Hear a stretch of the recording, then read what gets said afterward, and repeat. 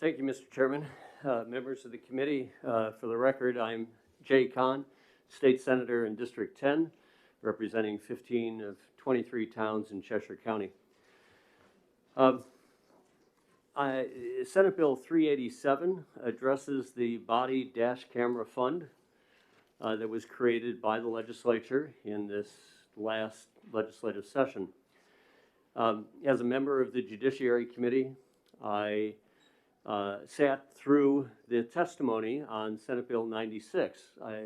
Senate Bill 96, brought forward by our colleague Senator Bradley, contained a lot of the recommendations needing legislative authorization for implementing the Law Enforcement Accountability, Communication, and Transparency Commission's recommendations to the governor. It's an exciting report. The governor's indicated that he wanted to see all of the recommendations endorsed and put into action. It is in that vein that I'm here today. It was clear from the testimony that the Judiciary Committee received last year that the Body Dash Camera Fund it needed a significant amount of funding that, while it was acknowledged to the tune of $1 million to get it started in our biennial budget, that would be far short of the need to establish a statewide standard for body and dash cameras to be embraced by law enforcement throughout the state. So there was an appropriation to the Department of Safety for state troopers. The $1 million, you'll hear from the Department of Safety, and Steve Lavoie is here, that yields about $850,000 for grants. The Joint Legislative Rules Committee has embraced rules for the Body Dash Camera Fund. It puts a top number on grants at $50,000 per department, and that, if you use the $50,000 as the denominator, we're going to wind up with 17 grants going out to departments, far short of a statewide implementation for body dash cameras.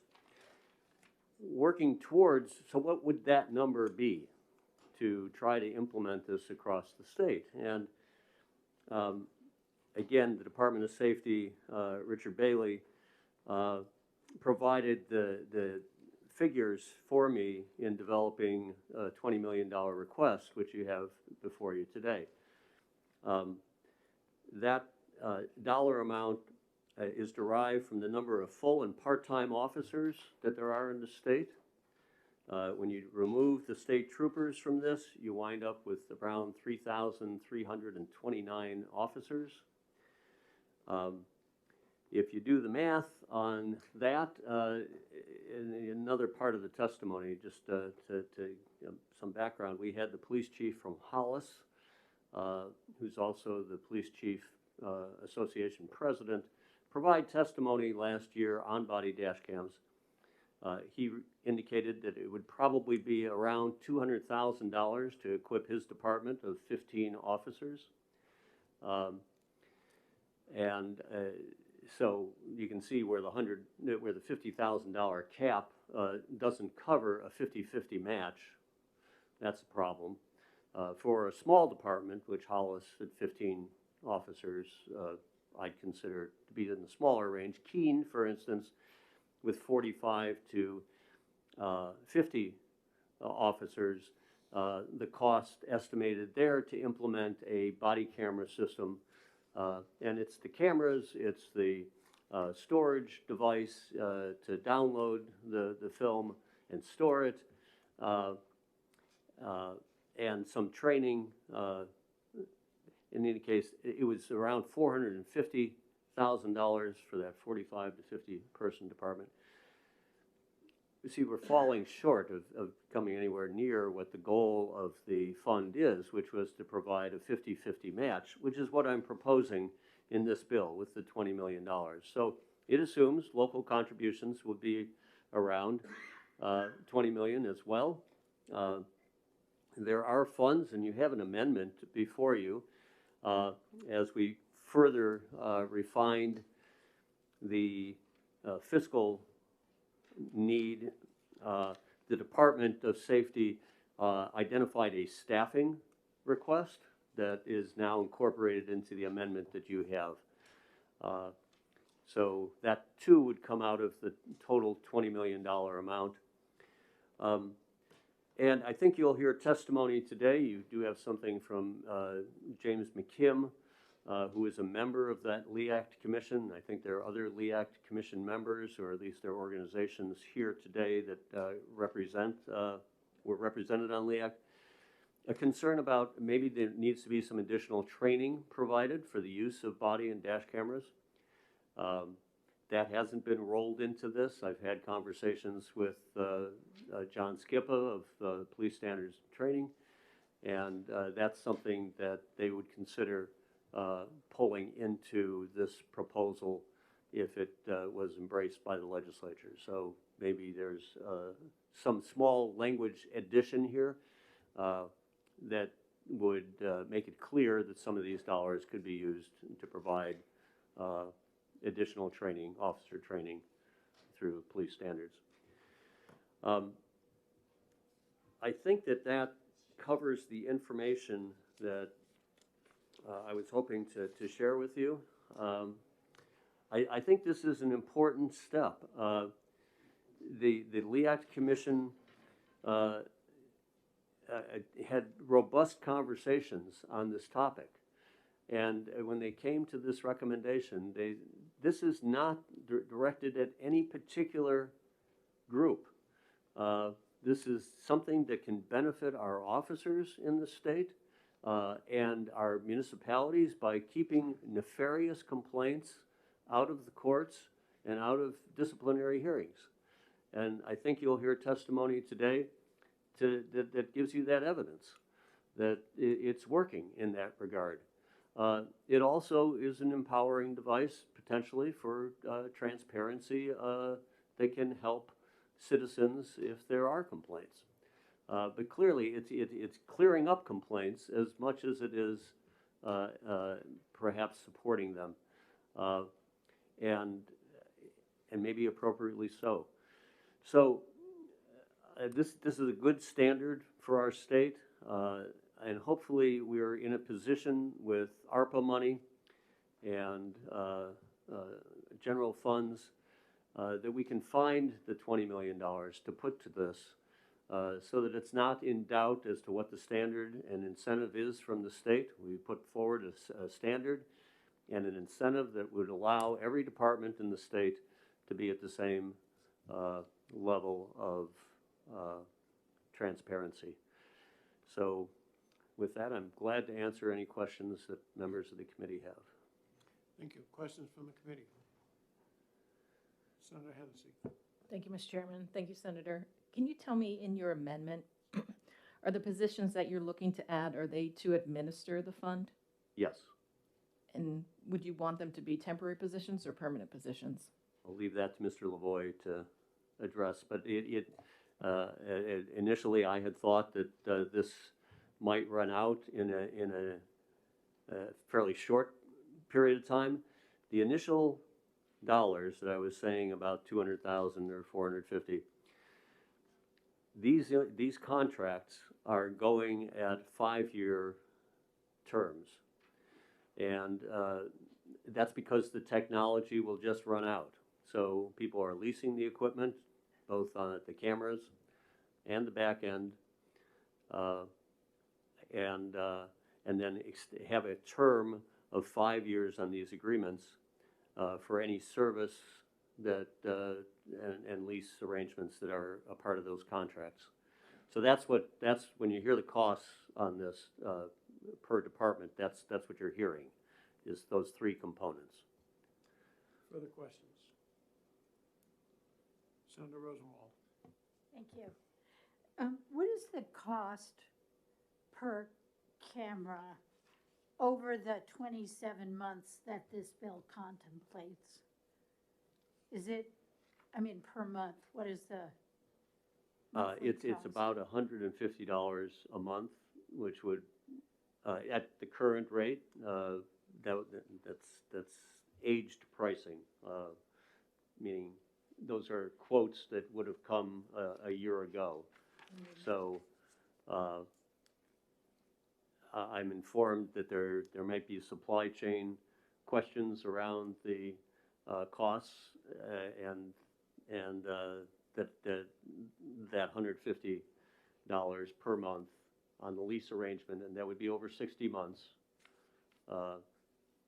And that's an all-in, so that includes the back end. It's what the average dollar amount was used in calculating this 20 million. Follow-up? Follow-up? Thank you. So we would have to appropriate the money for the entire 5 years up front? Is that Yes. what you're looking to do? Yes, Thank you. yes, Senator. And that helps me come back and just address Senator Hennessy's question a little bit more fully. Now, it is the staffing and making sure that the arrangements that are agreed to up front are actually executed over the 5-year period and that the dollars flow appropriately to the departments over that term. Further questions? I have one.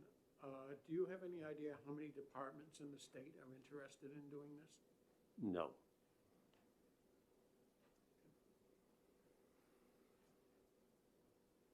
Seeing no further questions, thank you very much. Thank you.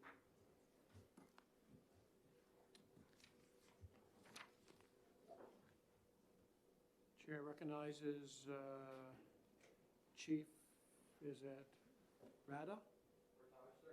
Rataj from Hinsdale.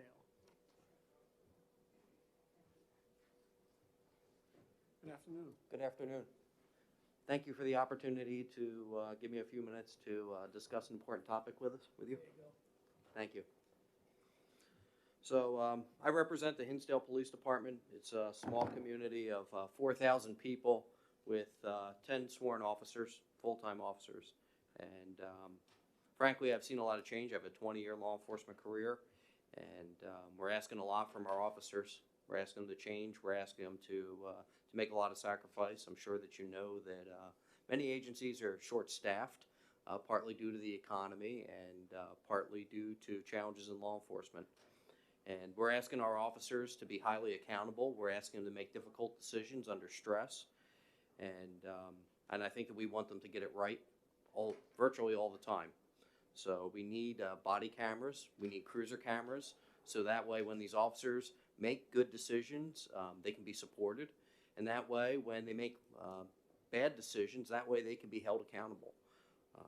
I think that that's also important. Really what we're looking for is truth and justice. And in our modern society, frequently, people don't believe whether or not something has actually occurred unless they can see it or hear it for themselves. So I think that it's important that we have the ability to document incidents with both video and audio recording so that people can see that truth and justice for themselves. And then last thing that I would like to briefly address is complaints on officers.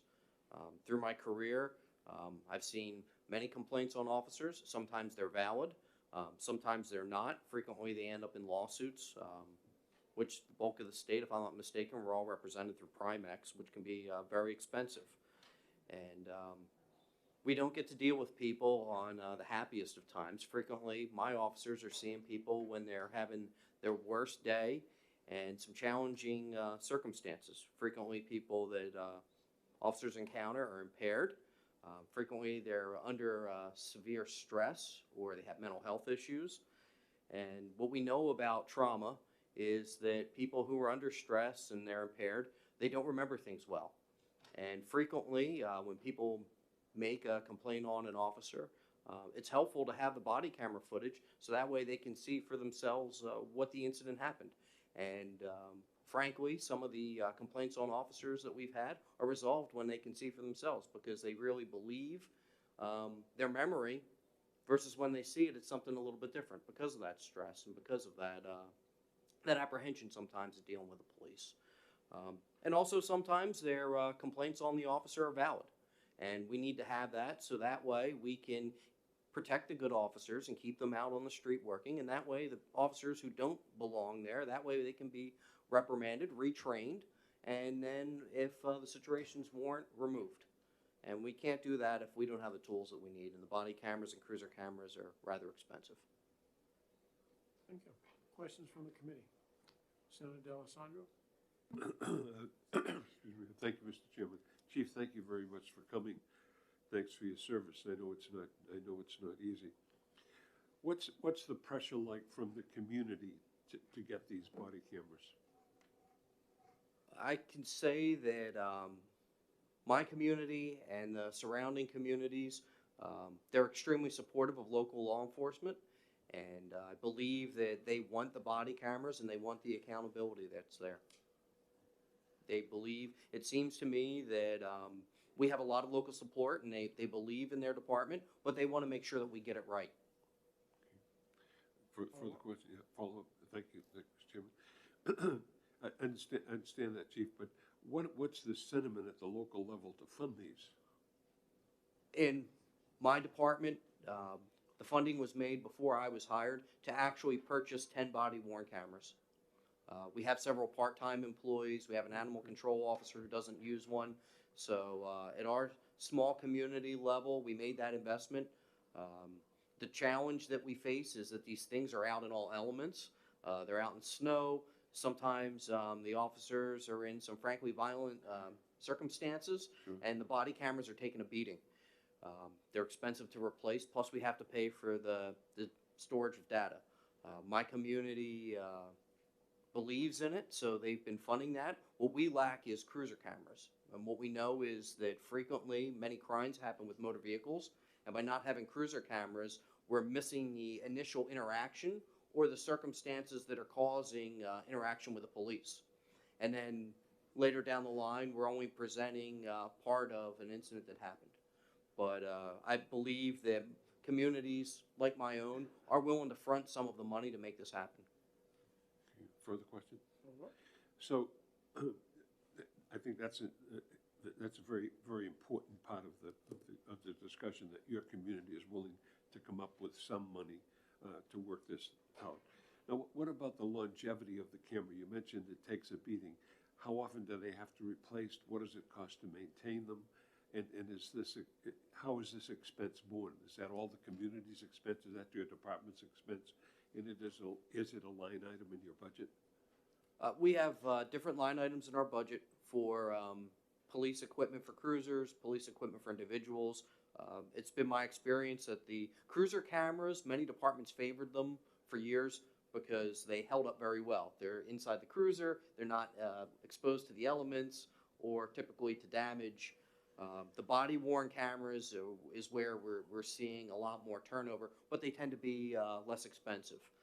We seem to be getting 3 to 5 years out of each body-worn camera. And the ones that we selected were on the lower end scale. They're under $1,000. Okay. Thank you, Mr. Chairman. Thank you, Chief. And again, thanks for your service. Other questions from the committee?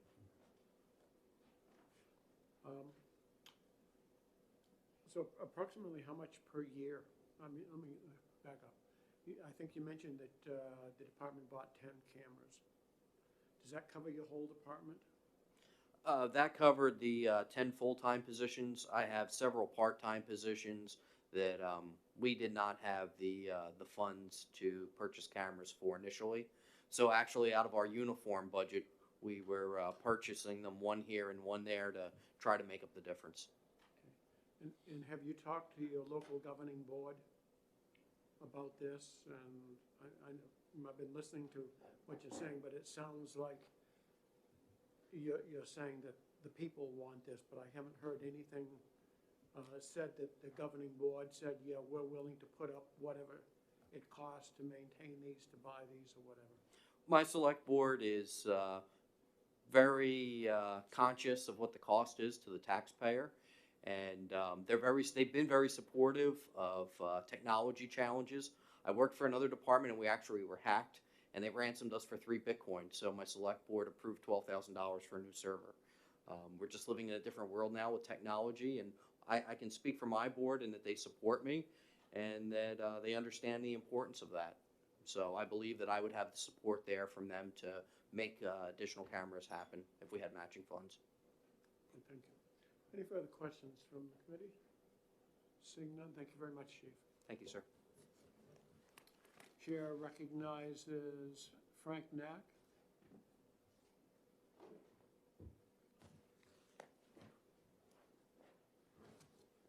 Mr. Chair, members of the committee, hi, my name is Frank Knack. I'm the Policy Director with the ACLU of New Hampshire. Thank you so much for the opportunity to testify today.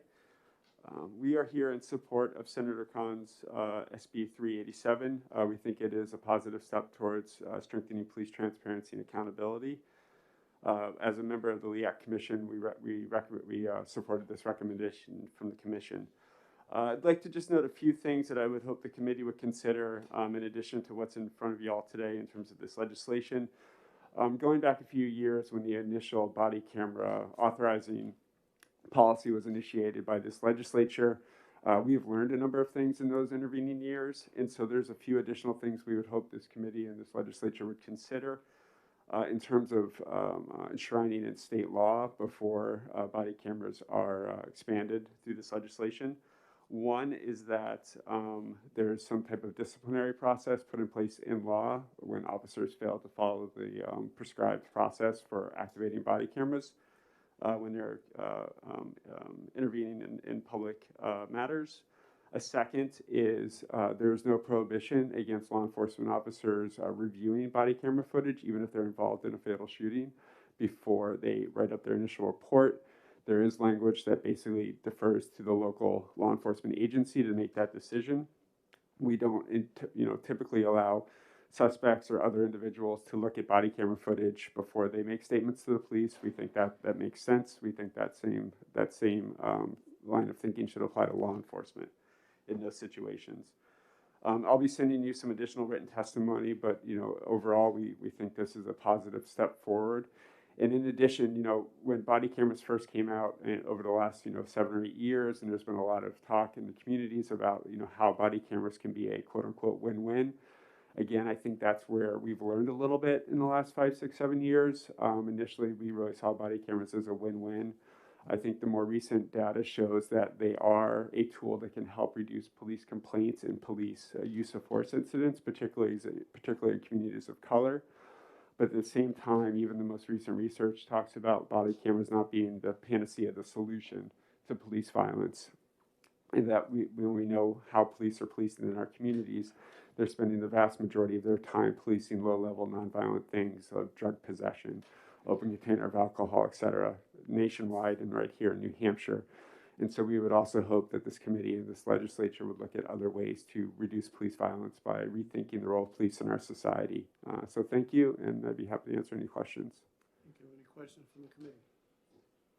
Could you please clarify your statement? Did you say that you would like something added to say that there is no prohibition from police reviewing the video, or that you wanted them not to be able to review? I apologize, Mr. Chairman. No, we would, our hope would be that the law would clarify that law enforcement cannot review body camera footage before writing up their initial report.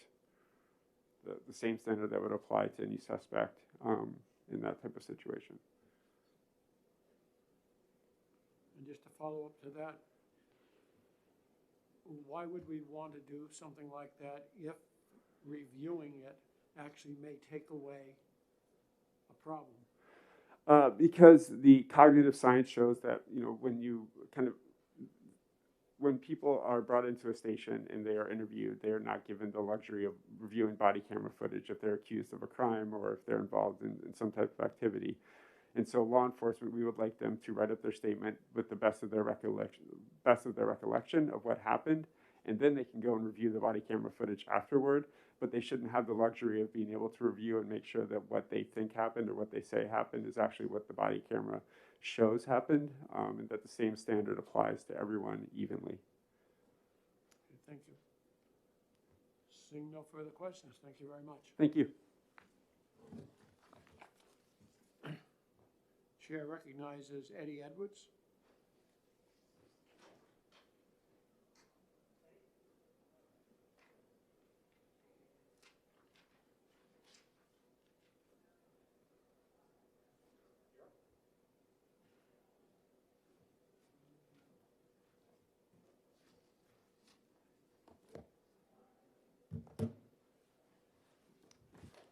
Afternoon. Good afternoon, Honorable Chairman, Honorable Committee members. For the record, my name is Eddie Edwards. I'm the Assistant Commissioner of the Department of Safety. With me in the room today is Stephen Lavoie, our Director of Finance Administration. So our testimony here today is really to talk about the use of body cameras as a tool. And if I may just take a moment to kind of give you an overview of why we think this is an important tool. When you think about police officers, these are men and women who are coming from our communities around the state. And I just want to share with you a little bit about their training, what they go through to become a police officer, and why this is an important tool. First, if you can imagine having to go through a polygraph examination, psychological testing, an in-depth, intrusive background check, then trying to pass a field training program, academy program, being placed on a job, placed in very difficult situations. And part of that trust that's invested in police officers comes from the public. It's public trust. And we're empowering police officers to engage the public in a way that's where the public demands more accountability, more transparency. And as a member of the LEAC Commission, we examined this back in 2020, came forward with a number of recommendations, and part of those recommendations was body cameras. As you know, that the state police were in the process of standing up our body camera program, cruiser camera program, and we believe it's an added tool. It's an added tool for transparency. It's an added tool also for training. Many organizations around the country use this body camera footage to train new officers, to make sure they understand the vital role they play in the community, to make sure that we build upon public trust. And as you heard earlier, I believe some testimony about allegations made against police officers. These are proven to be valid or invalid based upon body camera footage. So we certainly believe body worn cameras adds a level of benefit to the community and to the police departments. So we'd be happy to take any questions. Thank you. Any questions from the committee? Senator Rosenwald. Thank you. I have some questions about the fiscal note. So I don't know if you want Mr. Lavoie to join you? Sure. Sure. Thank you.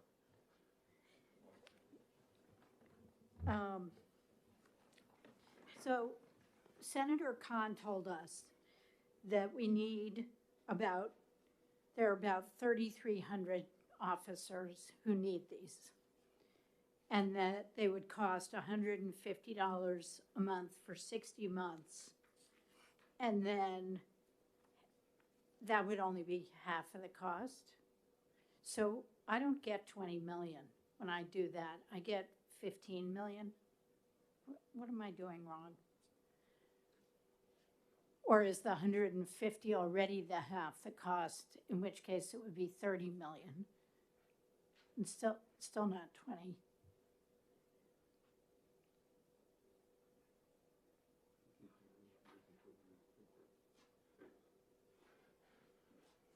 I believe it was, for the record, Steve Lavoie, Director of Administration. I believe the cost that was used, obviously, as the Senator mentioned, was an estimate to begin with.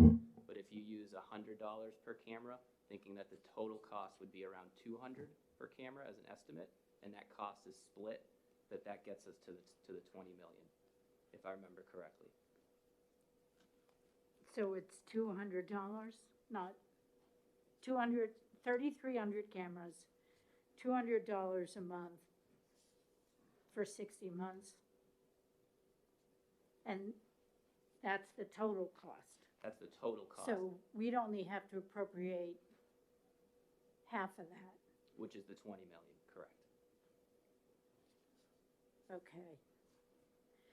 If I could ask a follow-up? Follow up? Thank you. So the bill has the money lapsing 20, well, September 30th of 2024. Would that date need to be changed to accommodate the 60 months? Or would all of the money be paid up front for the entire 5-year period? So I believe, if you look at the amendment resolved the lapse issue that was with the existing bill. The body camera fund Oh, that's okay. established in statute in 105D3 is a continuously appropriated non-lapsing fund. And so these funds would be available until they were expended. okay. Sorry, I didn't notice that amendment. Okay, thank you. Further questions from the committee? Senator Morse. Thank you. It was mentioned that the state police already are working on this. Do you have financials from the state police? Because that's $2,400 per year per officer, based on what you're saying. We just heard testimony from one chief that he bought the equipment for less than $1,000. I'm not sure what the data collection costs him per year, but there's a big difference between that and $2,400 per year. Do we know what we're paying as a state for the state police? We're not buying the equipment. We have a service plan. We're not buying the equipment, but I think Steve can give you the details on that. Yeah, sure. So the state police contract is a 5-year contract currently. Total is $3.3 million. So we're looking at about $660,000 each year. That is, as Commissioner Edwards mentioned, that's for the service.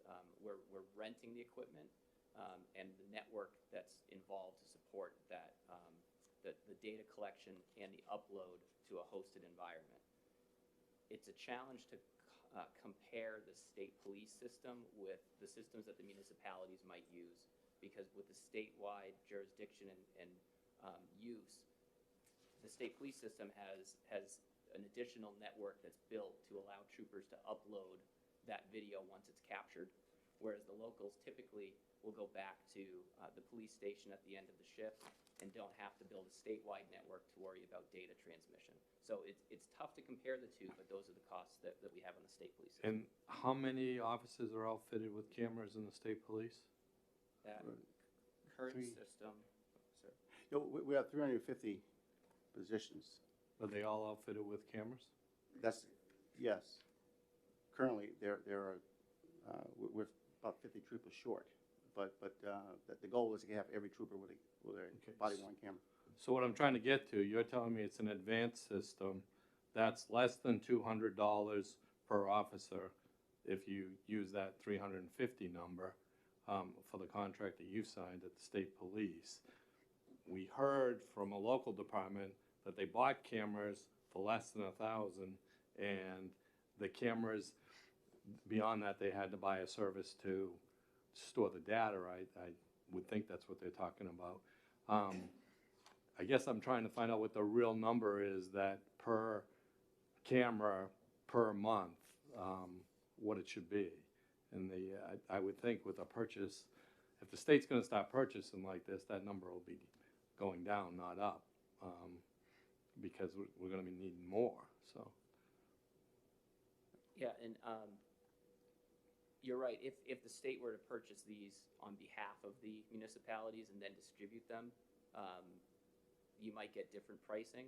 This bill, the way that this is written, this would award grants to the locals to enter into their own contracts on a one-on-one basis. So they may have a different system. Some may choose a lease system like state police. Some may choose to purchase the cameras outright and then deal with the replacement costs over time. And so the estimates that were used, we're trying to kind of factor that in, that there are different systems which will have different per camera costs depending on what the local community decides. Well, wouldn't we be announcing that we're purchasing 33,000 cameras in New Hampshire, or that's where we're heading? I mean, that's what we'd be doing today. I don't care where we buy them, but New Hampshire's going to buy 33,000 cameras. That's what they're trying to head towards.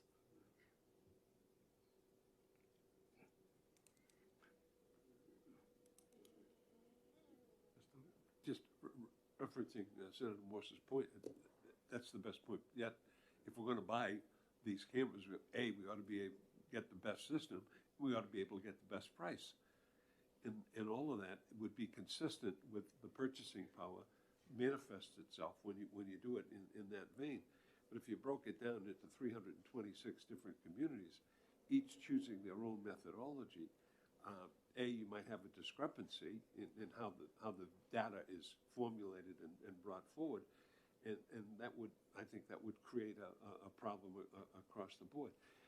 We ought to be looking for the best methodology to service what we want, and that's to collect data that protects the environment, protects the officer in terms of what the officer is doing, but also do it in the most efficient and effective manner. It seems there's a bit of an inconsistency here. Other questions? Seeing none? Thank you, gentlemen. Thank you. Okay, the chair also has Kate Horgan on record as supporting but not speaking, as well as Elizabeth Sargent in favor but not speaking. Is there anyone else who wishes to speak that has not spoken or signed up? There being none, we will close the hearing on Senate Bill 387.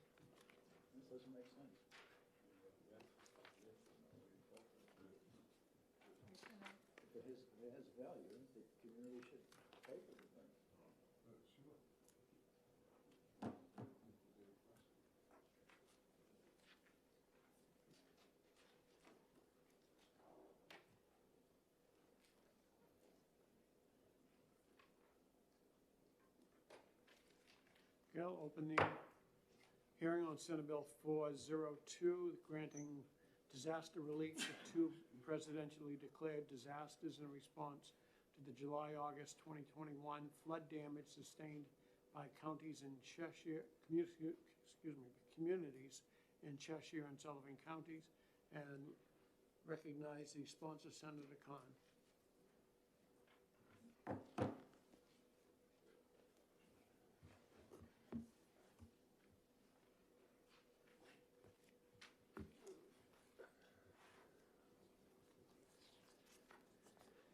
Thank you, Mr. Chairman.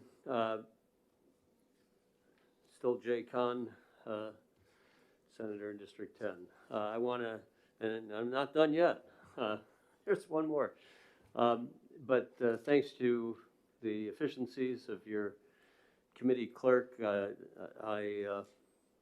these have been ganged together in one day, and I appreciate her doing that.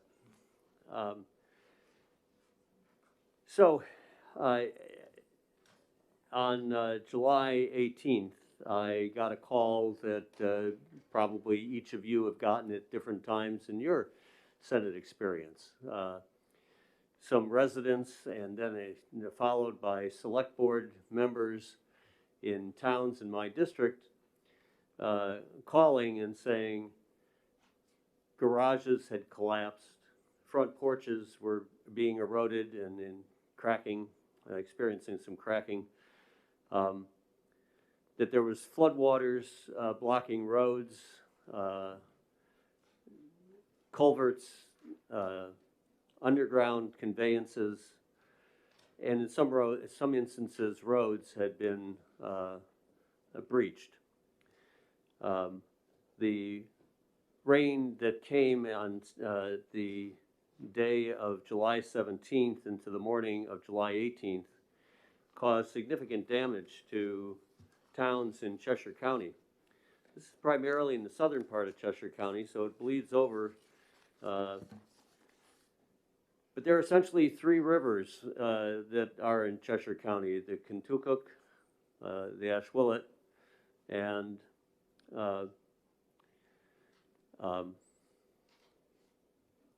the Cold River. And these rivers don't know Senate boundaries. They They cover the county in quite a wide swath. The Kentucky running through Hillsborough County as well. And you can get some additional information from the Department of Homeland Security and Emergency Management.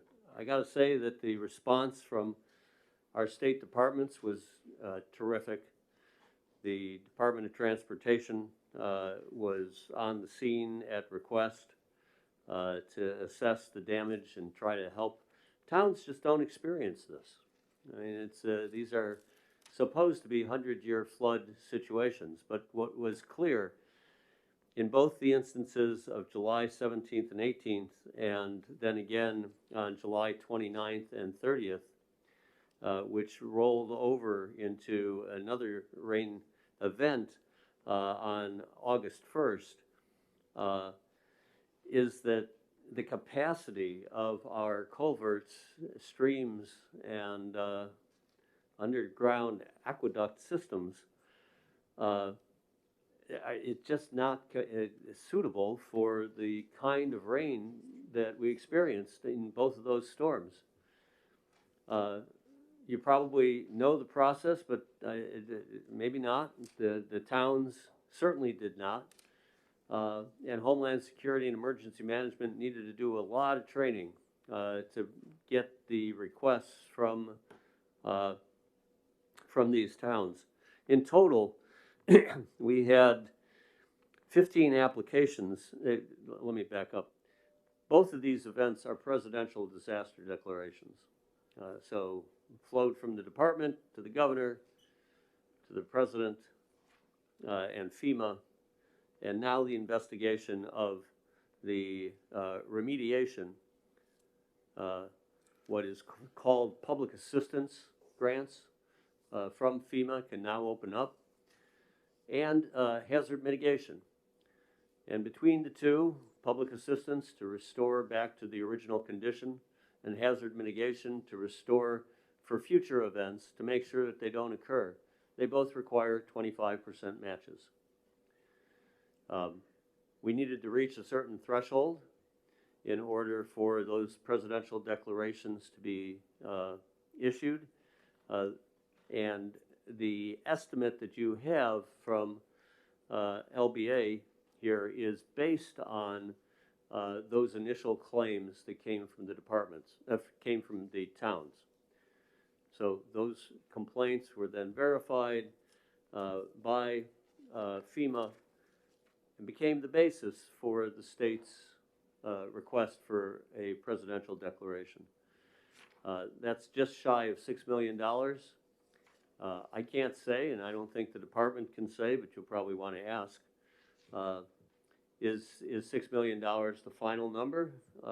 And maybe not, because towns have since put together the pieces necessary to restore their towns to be able to accommodate these kinds of events in the future. But it's a starting point. We know that it's probably not going to be less than the amounts shown in the fiscal analysis. In total, the number of applicants, and all we have here is applicants, not projects, and not for the July 17th, 18th event is 12 towns in Cheshire County, plus 3 state agencies. State agencies are covered by the state. For the 29th, 30th, and 1st events, those are 17 towns, both in Cheshire and in Sullivan County. In total, there are 21 towns that were affected by these 2 flood events. You know, I went out to visit these. In Marlborough, it's a stream coming off a mountain. It's normally about a foot wide, and it was a 6-foot river. That 6-foot river flows into an underground aqueduct system. Really, truly. It looked like a Roman aqueduct with roadways paved over it, garages that had been built over it, and somewhere flood capacities had eroded that aqueduct, granite aqueduct system. And who knows where it's collapsed, where it's insufficient load, but it winds up covering Route 101, flowing into basements, doing the damage on the porch, and it's flooding the downtown area so that the parking lot that serves the community is filled, and the stores and residences along Route 101 experienced 3-4 feet of water in some places. So these are severe events. The same thing happened in Winchester when I went down there and observed their storm situation. An entire shopping mall was underwater.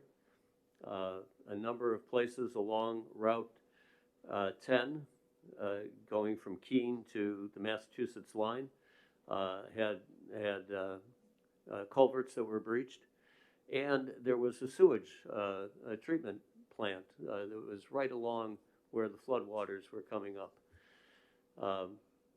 And then you get to a town like Ackworth. So on July 29th and 30th, and thanks for Senator D and his sense of history, remembering the Alstead flood events.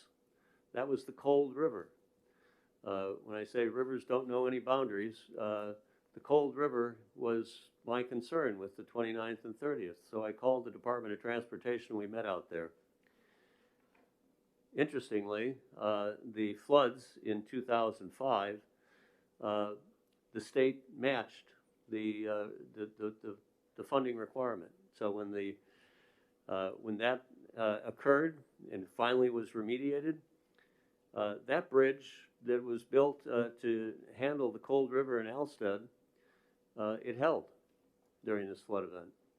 It's what happened upstream in Ackworth on the Cold River that created the damage this time. And here's the impact of this program. The town of Ackworth has gotten a line of credit of $2 million to put towards what they've estimated is a $26 million cost to repair the roads in Ackworth. They had severe washouts on every road going in and out of the town.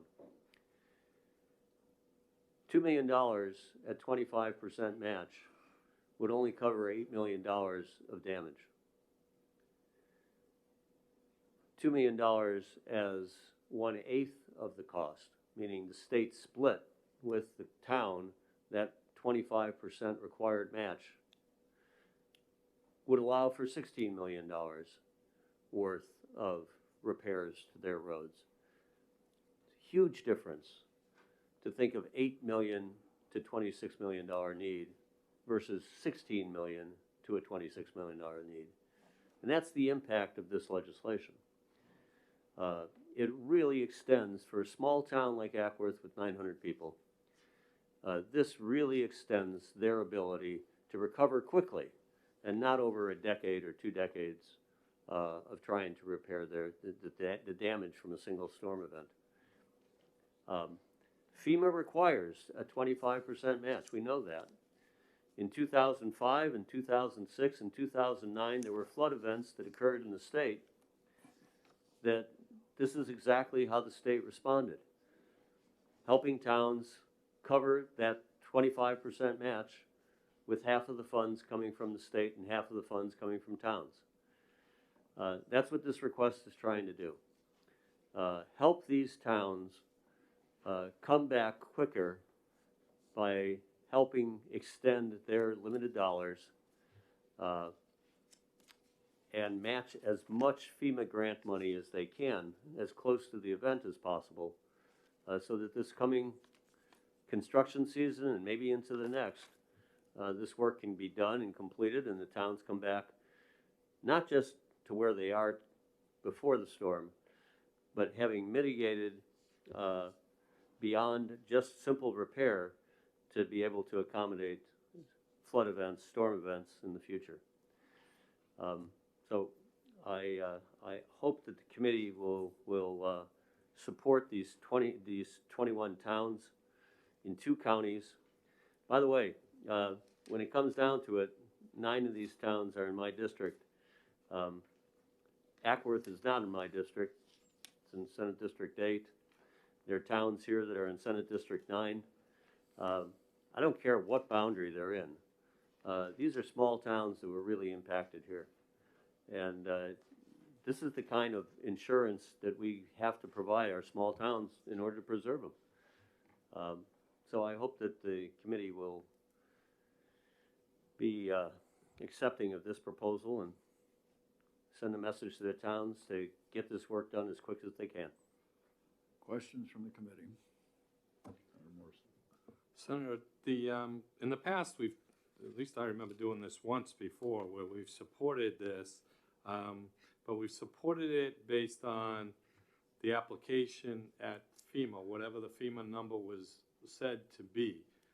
I wasn't able to get that number in the case of one of these towns because I wasn't even close to 27 or 28 million based on what I was able to get. Do we have documentation as a state now on what the 2 disasters represent in the applications? The best person to answer that is going to be Jen Harper, who's here. And she's working on those applications now. And I think the answer for you, Senator, is no. I don't have that information. I've requested it.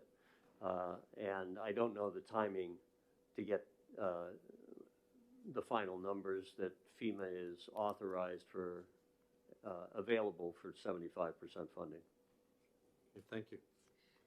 Senator Hennessy. Thank you, Mr. Chair. Thank you, Senator Khan. Just a follow-up question on what Senator Morse asked. So on line 12 and 13, it says the state and local governments shall each provide 12.5% of total project eligible costs. So I want to get what that total project eligible cost number is to make sure that it matches up with what's in the fiscal note. Right. What's in the fiscal note is what qualified the state for the presidential disaster declaration. That is not the final dollar amount that is approved by FEMA for federal funding. Those would be 2 different figures, and we don't have that latter figure.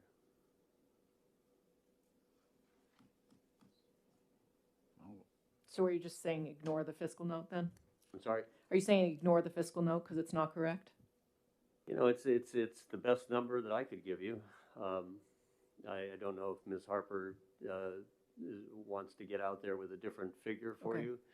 I think it's the concept here that hopefully we could agree to, move this along, and she can give us some sense of timeline as to how that is going to catch up with our appropriation process. Thank you. Senator Gaida. Thank you, Mr. Chair. Senator, you familiar that are you aware that there are several other bills working their way through the process, rather than a one-time appropriation for this particular disaster will establish a fund statewide for any such incident? Since they're both under consideration right now, would you be willing to fold this into that if in fact it was faster, if it was being processed faster? Thanks for that question. The House bill that Representative Aaron has sponsored, as I understand that bill, it is providing some advance money, but it is not providing match money. That's the difference between these 2 bills. This is a match. The other is an advance. Senator Morse. Senator Khan, in the past, though, I think what we've done, and I think we've actually done it at fiscal and not in legislation, we basically took, based on the estimate, which is why I asked you that question, and I would like to know the answers to that, based on the estimate of the FEMA application, we've given the communities from funds not otherwise appropriated the 25 or the 12 and a half. Senator D, you might be able to straighten me out there. I don't remember what the number, which percentage we used, but we did that so that they had some advanced money. That's why we did it. I guess I'm trying to understand, is that what you're trying to get to, or are you trying to create some other system? Trying to get for these two flood disaster events into a 12.5% match from the state.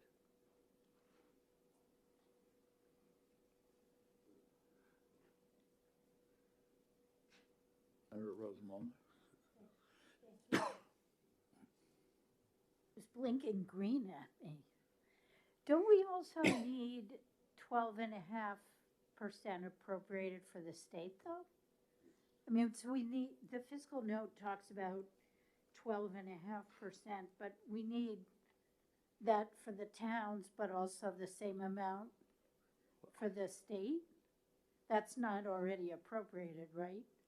Correct. So the fiscal note is really wrong. Let's get this. I thought it was I'm, clear enough to me that it was 12.5% is what the state's total would be. State expenditures would increase by $735,000 or 12.5% of the original estimate. Yeah, there's a lot that factors into this, Senator, and part of it is the state's already spent money, doing things like you thank them already for their efforts. So we do have some accountability as a state. I think what the Finance Committee is basically asking is, what is the ultimate number? But I also want to know, is your goal just to advance them some money ahead of FEMA even figuring this out? Or is your goal to put into policy that these two disasters, 12.5 and 12.5, are going to be taken care of by the state of New Hampshire? The 12.5% would be taken care of by the state of New Hampshire. Yes, Senator. Okay, thank you. That's the intent. The advance, there is a loan provision in statute now that allows for the state treasurer to authorize the conditions of a loan in advance of the receipt of funds. I don't want to get in a running debate, Senator, but the problem with one of those towns was they couldn't afford to pay a loan back. That's why they were asking us for advance money. So I think we need to know the totals if the department's here, Mr. Chairman. Yeah. And if I can, I think Fallon Reed is behind me, and in addition to Ms. Harper, who I count on for factual information on these two events and the applications, the sense of history that Fallon has to previous flood events and the appropriations by the state to support those towns, I think she's got that sense of history. How about we get Ms. Harper up, who should actually know what we're talking about? Sounds like a good idea to me. Okay. Good job.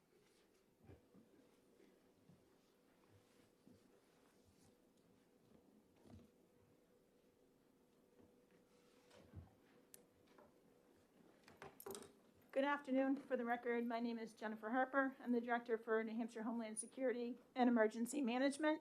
Next to me is Fallon Reed, who is the Chief of Mitigation and Recovery in my office and is responsible for managing the disaster recovery process.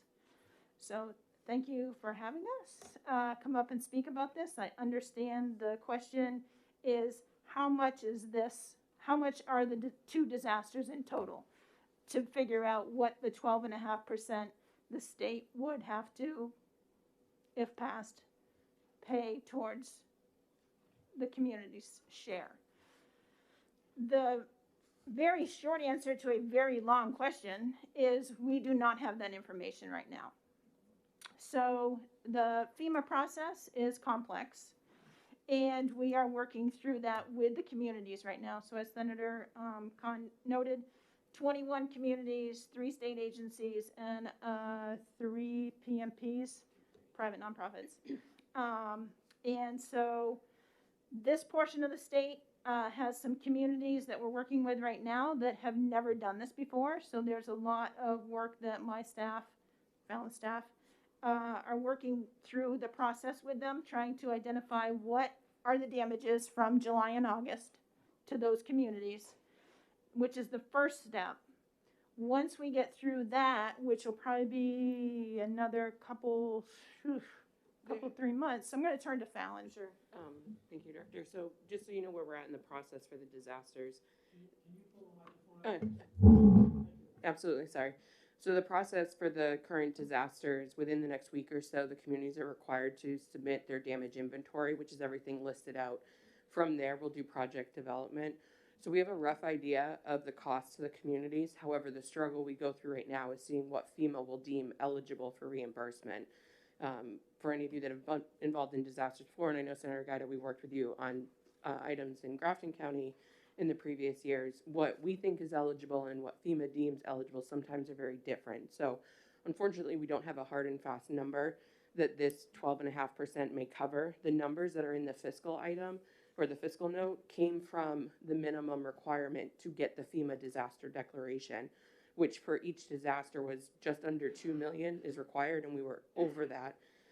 But we truly do not have a number that we could give you that would be reasonable to make a decision on. And unfortunately, the FEMA process is very lengthy. Thank you, Mr. Chairman. So it would seem to me, and this, we know this is not a fact, the Federal Eventual Management Agency is the problem. Their process sometimes takes years. Absolutely. All right, and so our communities are struggling. So it begs the question, given that we're headed in the direction of establishing our own funding mechanisms for disaster relief in the short term, maybe we divorce that from FEMA, come up with the department's ability to establish reasonable costs for fixing what's wrong, instead of relying on the federal government, which consistently, for the 6 years I've been in office, has been a misery quotient for the towns that are trying to recover. So the question is, would you consider establishing your own costing mechanism that might be usable for state government purposes regardless of what FEMA does, and in a way to piggyback so that our communities aren't left high and dry? It's certainly something to consider. One of the biggest factors that we run into with eligibility is more on the procedure process. So not necessarily the cost that a community pays for gravel or road repair, but their procurement process. 2 CFR 200 is what hangs up 90% of our projects, and making sure that the community or the state procured the resources and staff in the appropriate way as outlined by the Code of Federal Regulations. And that's where most of the work comes down, that things were either put out to bid or purchased appropriately or done in an exigent manner that is in accordance with their local policy. And that's where we get hung up with FEMA and takes the longest. I can look at invoices and bills and, you know, cash checks for all the costs that a community has put to get their roads and things back. But where FEMA looks at is, was it done appropriate to the policy that the community should be using? So that's where it gets hung up. Looking at something you suggested is certainly a way to do that if we can fund that, but I would need to, you know, look a little bit further before I could give you, you know, an official stance. Fallon, your last name? Reed, R-E-E-D. Senator Morse. Fallon, you said you have what's been applied for. I just want to explain how complicated this is. If I would ask you what Ackworth is applied for, can you tell me what the federal government's looked at already? I can tell you that Ackworth has put together an estimate of over $20 million on the repairs. Ackworth gave us an estimate of 28 million or Yep. 27 million. I understand that, but my understanding is FEMA's already met with them, and the number was nowhere close. So what FEMA did initially on the preliminary damage assessment, which is what we got for the cost to get to the disaster declaration, was that initial assessment.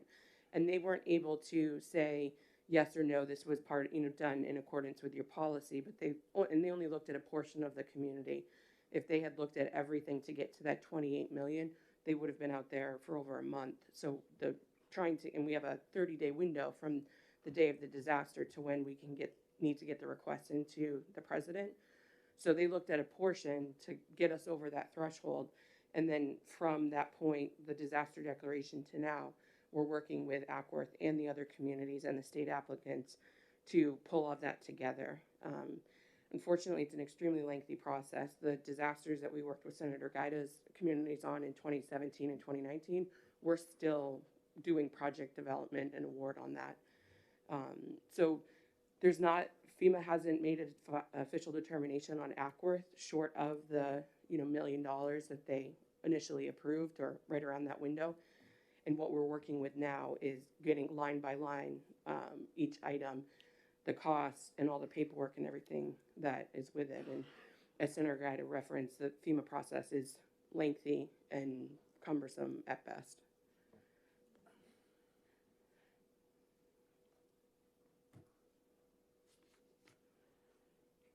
Okay, thank you.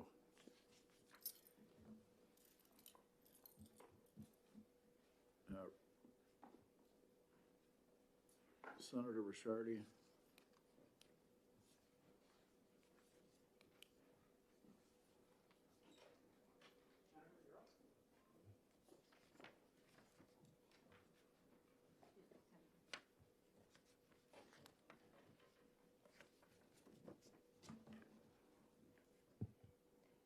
Good afternoon, members of the Finance Committee.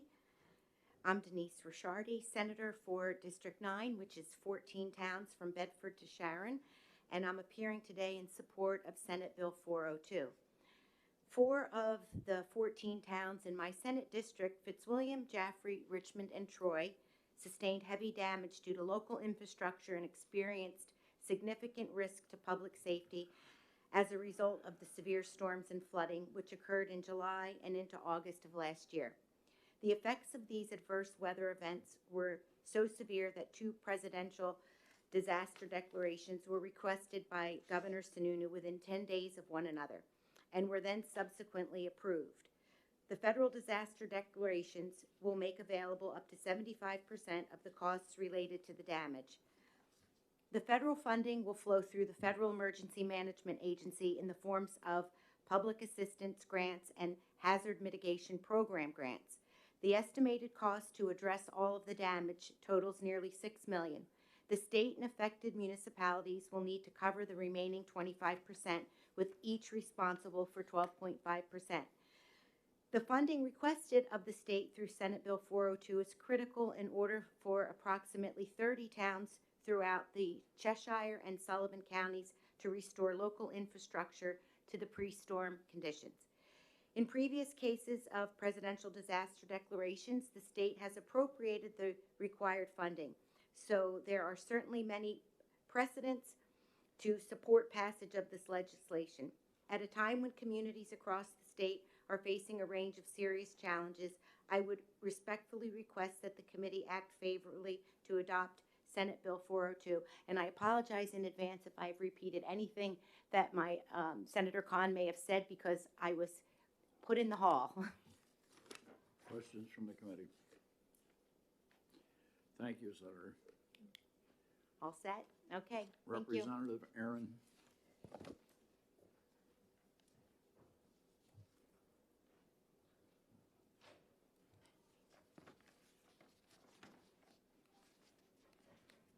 Passing around some visuals.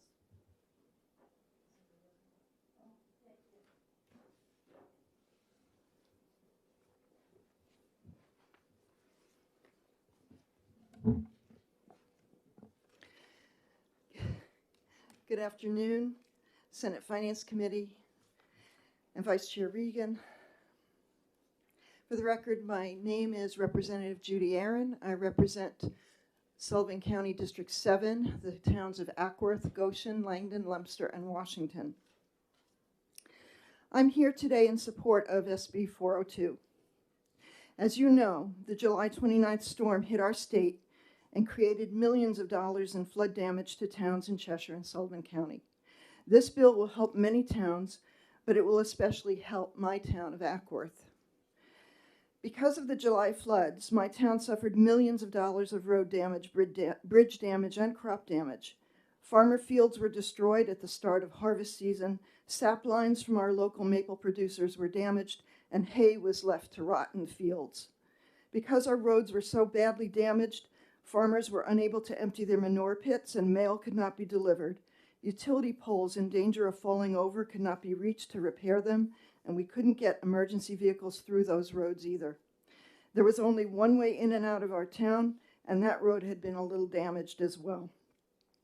Ackworth had a total of 9 roads that were made totally impassable by the storm and left in a condition which made them look like an earthquake had struck. 7 of those roads were paved, an expensive investment for our little town of 850 people. 3.5 miles of Cranebrook Road, a major north-south paved road, which had paving completed only a few years earlier, was severely damaged. The Cranebrook alongside the road became a huge water management and wetlands issue. Culvert failures caused massive damage to the roads, and we feared that more flooding would happen with future rainstorms. Clark's Sugar House was surrounded by debris washed down from the road. In short, it was a natural disaster that caused extensive and expensive damage, which a small town like Ackworth will not be able to financially absorb easily. Decades of municipal investment in our roads and bridges were demolished in one night, causing issues concerning safety, commerce, and environment and quality of life. It was clear to the people who actually came to see the damage that we had many millions of dollars and years of repair facing our town.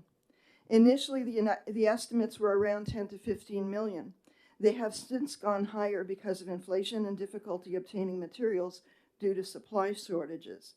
The town got to work immediately to make roads passable and safe. DES and Homeland Security Emergency Management came September 8th, 2021 to assess the damage, a full month later after the storm had hit us. Ackworth declared its own state of emergency on Monday, August 9th, and the Ackworth Select Board voted to alert the Department of Revenue that we would be overspending our budget and let them know we'd be taking $350,000 out of our fund balance, which at the time had $550,000. That left us with a recommended minimum fund balance of $200,000. Ackworth had already spent $150,000 of that $350,000 on temporary road repairs for the Charlestown Road, Luther Hill Road intersection, and Upper Derry Hill Road culvert repair to make them passable. We also held a town meeting to authorize $2.1 million loan from Mascoma Bank because we had no other way to pay for necessary road and bridge repairs on our own. We are still working out a manageable way to pay that back. Our town has enormous financial challenges in front of us. The governor sent a letter to the President of the United States requesting an emergency declaration on September 27th, a full 2 months after the storm hit us. The disaster emergency declaration was granted a month later on October 28th.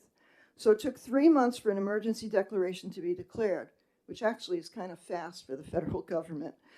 Since that time, we've been working with FEMA and New Hampshire Homeland Security Emergency Management to start filing for financial assistance from FEMA. While our road agent and his 3-person staff were working around the clock to get roads passable, we also had to record damage inventory and get things started for FEMA reimbursement filings. We hired a professional engineer to help us assess and work through the damage repairs. There were miles of roads to assess, and on some roads the damage was quite extensive, as I have already pointed out. It's January now. All of our roads are open and passable. We are just completing a damage inventory for FEMA. It's unlikely that we will see FEMA money until late spring at best. Even so, FEMA reimburses the damage for 75%, and the town has to absorb the remaining 25%. There's also no guarantee of what FEMA will decide to reimburse us for after the town completes and pays for each repair project. This bill would make it so that the state would cover half of the town's 25% portion of the FEMA match, so that we would only have to absorb 12.5%. That would be a huge help to our town. Financially, our picture looks like this. Using our fund balance and some capital reserve money and some money from our Mascoma loan, to date, Ackworth has spent $1,217,119 on flood and repairs to the damage. And for 2022, we are looking like we're budgeting $1,862,642 for flood repairs. We'll have road repair work to be done for years after this, and major work will have to be phased in over time.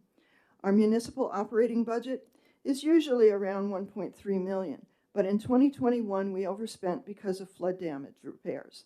We're looking at a 2022 municipal tax mill rate increase from $7.81 to $9.27 for our taxpayers. But we're trying to cut out other areas of the 2022 municipal budget to bring that increase down. That is also only the municipal portion of their tax bill, and the only one we as a town can control. Higher taxes for our citizens will be a hardship for many already affected by inflation, job loss, and other difficult financial issues caused by this pandemic. Ackworth will struggle to pay back their loan, fund other operating expenses for 2022 and beyond, and continue to fix damaged roads and bridges.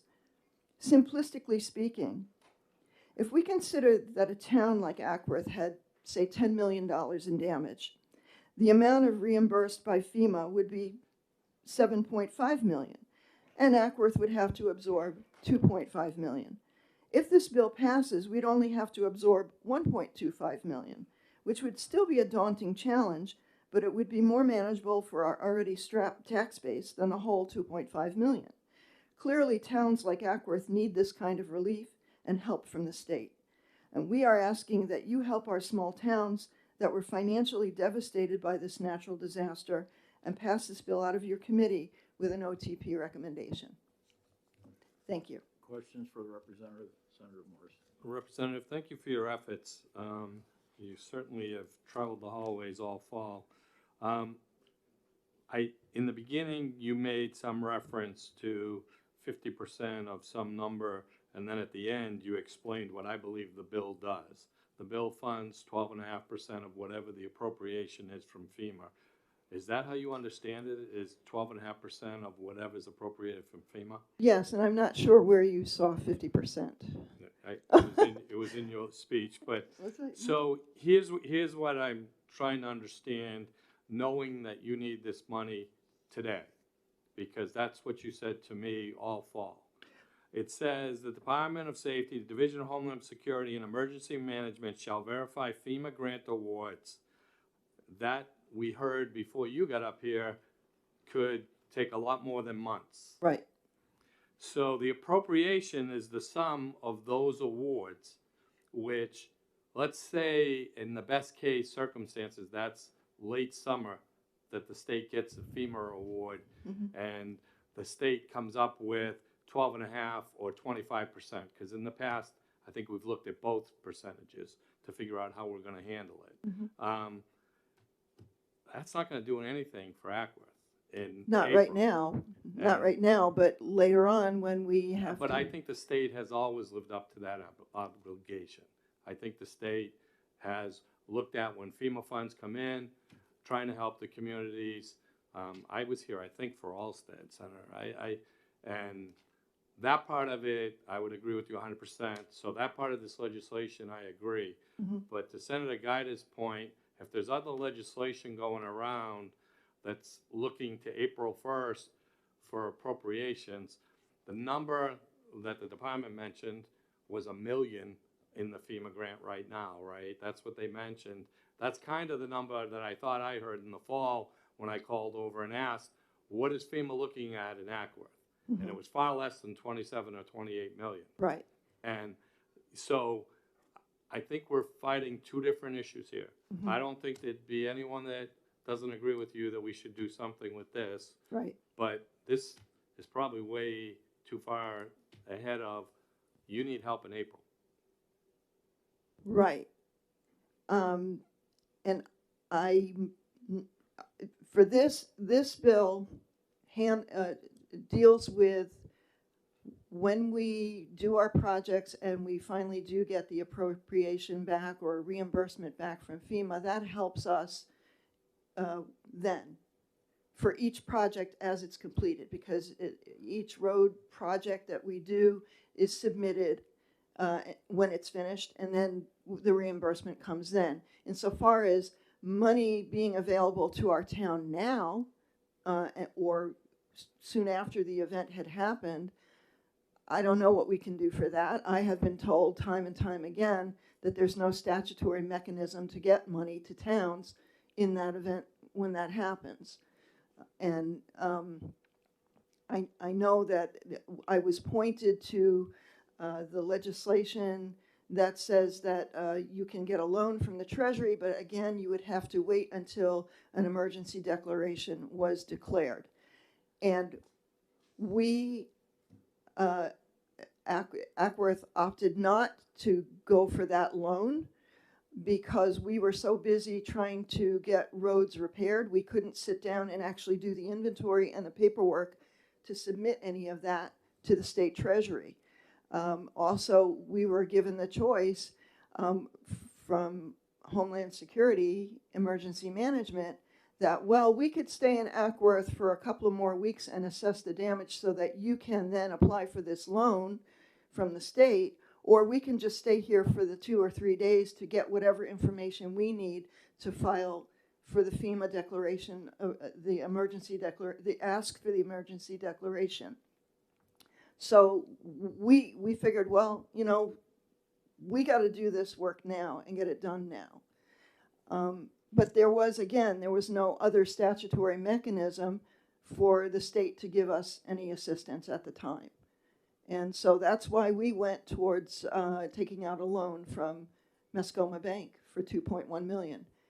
And, you know, that was the only way that we could help pay for the repairs that were immediate in front of us.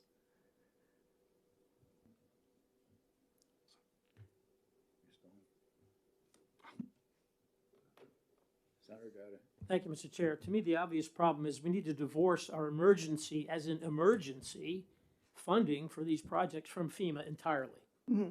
We're headed in that direction, and I'm not certain, but I think there's a bill that's coming in to divorce the loan fund from the Treasury from the FEMA requirement. Yes. I would be happy to rely on the Department of Transportation, Environmental Services, whoever else might be involved. They do estimates on projects all day long.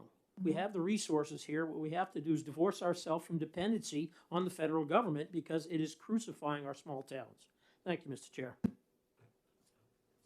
I'd have to agree with you on that because the length of time to complete the bureaucracy, filing everything, doing the assessments, doing the management, the damage management, and all of that, it's time consuming. It's paperwork. It's people and resources that you have to divert away from actually getting the work done to filling out forms. And to your point, that was one of the reasons why I put together another House bill, which would set up a disaster relief, a municipal disaster relief fund at the state level. I mean, I don't want to conflate issues, and I don't want to, intrude talking about this bill in this hearing with the bill that I've proposed. But basically, I think we need a mechanism at the state level to be able to get funds from the state to help these municipalities in their time of need shortly after these disasters happen. And maybe that's going to be, by the time my bill, if it does get passed and go through, maybe that will be too late for my town to benefit from, but certainly I don't want to see any other town in our state go through what we had to go through. Thank you, Representative. Thank you. David Rodriguez from Department of Transportation.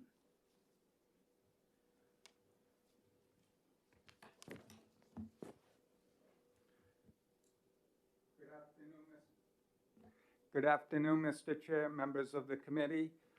I want to start by thanking the sponsors for HB 402 for recognizing the need for support of the communities to restore local roads, culverts, bridges, with public assistance disaster grant matches and to support communities pursuing hazard mitigation grants to help protect from repeated storm events.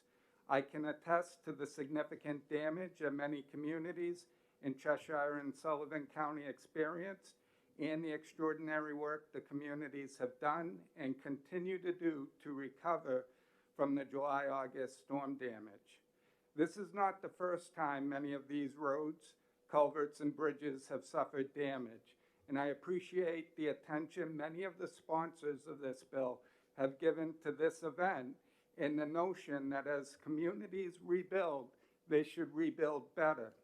This, of course, involves not only the initial disaster response and restoration of critical transportation links, but hazard mitigation and sometimes coming back after the initial repair to right-size the culverts, ditches, and bridges.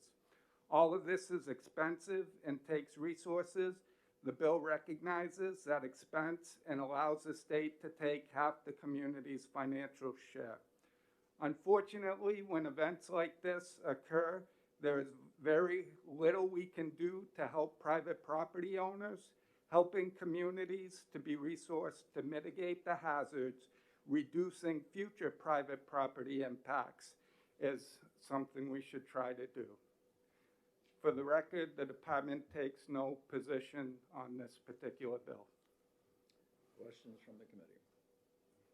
Senator Guy. Thank you, Mr. Chair. Does the department have the resources to quickly evaluate need and develop cost estimates for disasters such as Ackworth? So we would struggle to do all facets of that. The department runs lean to begin with. We have a capital program that we're staffed to deliver. And we have an operations section that I'm the director of that has our hands full in these times of events. What we can do is to help communities early on with their engineers to use a similar process that we do to assess the storm damage and come up with estimates and so forth. But we need help to do that. I'd submit that most of the communities in New Hampshire do not have staff engineers, and many don't even have, if you will, contracted resources in that capacity. So the question might be, would the department be able to develop, for lack of a better term, an emergency SWAT team to go out and evaluate and assess and put out bids for repairs, emergency repairs? I'm not talking about rebuilding in totality, but to return things so that safety equipment can get through for fires and ambulance, police can get through, school buses and so forth. Is that something that's possible? It is certainly possible. It would take resources. So for this particular storm, the department did face significant damage that we had to design and advertise projects for. One is 12A and Charlestown, Route 12 in Charlestown. And as you see, the team that went to work on that took them off their projects that they were already working on. We have additional projects to do in Allstead on 123A by Violet's Pool, just south of Ackworth, that still need to be designed. So is it possible? It's possible. Would it take resources? It would take additional resources.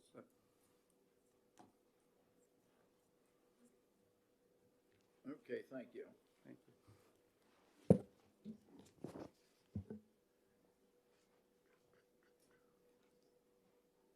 Frank Emick.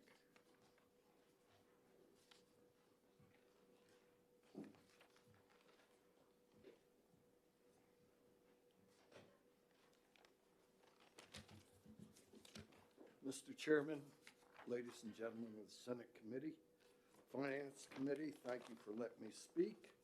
I'm here on behalf of the town of Ackworth. I'm the chairman of the Board of Selectmen. I have a letter here from the selectmen I'd like to read. As you know, Ackworth suffered severe flood damage on July 29th. The storm left Ackworth with 29 roads closed. The town used its available fund balance, applicable capital reserve funds, and held a special town meeting for voter permission to enter into a $2.1 million loan to open the closed roads. As of year end, the Category A emergency response work of opening roads has been done. Now the town faces the restoring the roads to pre-disaster conditions. We are working with Homeland Security, Emergency Management, and FEMA. FEMA expects to begin reimbursement sometime in the spring, we hope. The town would be eligible for 75% reimbursement, maybe. That's not a guarantee. The remaining 25% or more will leave the town with a deficit in excess of the total of all capital spending within any given year. This will disallow any normal capital spending, such as the replacement of aging equipment and road preservation projects. Passage of SB 402 would bring the town deficit within a manageable range for annual budgeting without completely undermining the town's efforts to maintain a capital improvement plan which attempts to preserve current equipment and infrastructure assets. Ackworth has been the recipient of FEMA funding in the past, particularly as a result of the Alstead flood, which also impacted Ackworth. In the town's earlier FEMA experience, there was a 12.5 state match, which was critical to our ability to return to pre-disaster conditions. We sincerely hope the Senate will return to that practice under SB 402. Thank you very much. Questions? Thank you. Thank you, sir.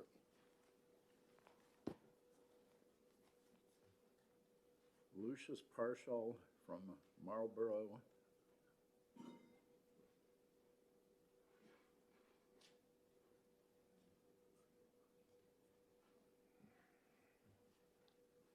Yes, thank you, Chair, and thank you, committee, for hearing my testimony.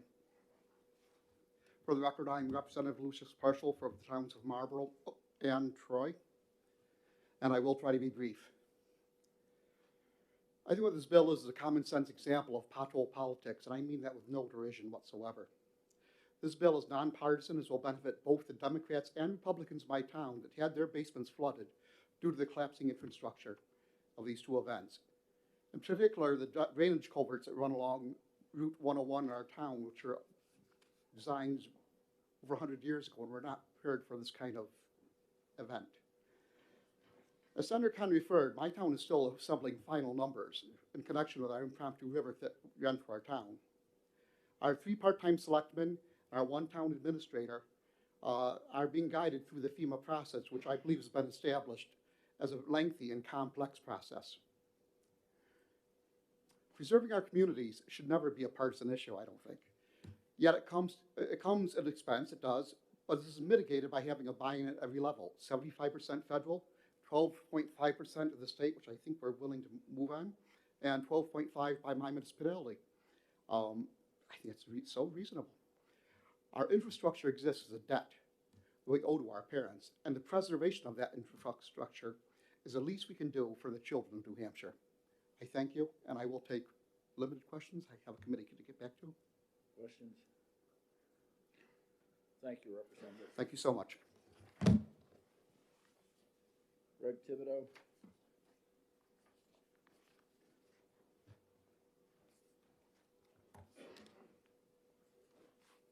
Thank you, Mr. Chairman and Finance Committee members. My name is Greg Thibodeau. I'm a full-time resident of Ackworth. I'm a semi-retired IT professional of 25 years, and I'm a veteran of Afghanistan Freedom Operation Enduring Freedom. I currently serve on 3 committees in Ackworth. I'm here today representing myself, and I support the passing of this bill 402. I won't go into a lot of the details that I had because Selectman Frank Emig and our Representative Judy Aaron covered a lot of those points, but I'll emphasize a couple topics in there. The town had to spend all of its available funds. I just want to emphasize that with considerable citizen support. There were tractors, there were people out there with their own equipment repairing roads for weeks, in our town, the cost would have been much higher. But the damage was so severe, as Representative Judy referred to, that we had to take the town had to take the loan out for $2.1 million. It's important to note that that money will not get those roads back to the state they were in before the storm. For instance, Cranebrook Road is used and mentioned earlier. That's used by Bascom Sugar Farms, the largest producer of maple syrup in New England. And that road will not be restored back to a pavement with this funds. We still have other projects that are being identified and will have to be built to take care of those roads, get them back to the original state. So we're talking about raising taxes, as Representative Aaron mentioned. That would have to be for a period of 3 to 5 or more years. Our citizens are not, we have a very elderly population, over 60, fixed income. Raising taxes by the amounts that Representative Aaron talked about would be detrimental, and people are talking about having to move. So it's significant. The repayment of the loan will also delay our scheduled maintenance for the same period, 3 to 5, maybe more years. So this means each year for the next 3 to 5 years, we will have to defray or push off maintenance on other roads. Our town is extremely hilly. It has a lot of culverts in it, and this means that we could put safety at risk for those roads if we don't manage those in that period. Passing of this bill, as was mentioned, will greatly reduce our responsibility, financial responsibility. It will not alleviate the burden of extra taxes on our town members, but it will put us in a better position, as Representative Aaron mentioned, to manage it within our town. Thank you for your time and attention on this bill, and I'd answer any questions that you have. Questions? Thank you.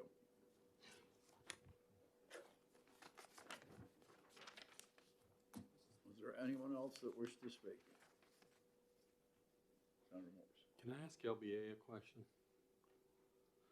Can we appropriate the 12.5% with funds not otherwise appropriated at fiscal?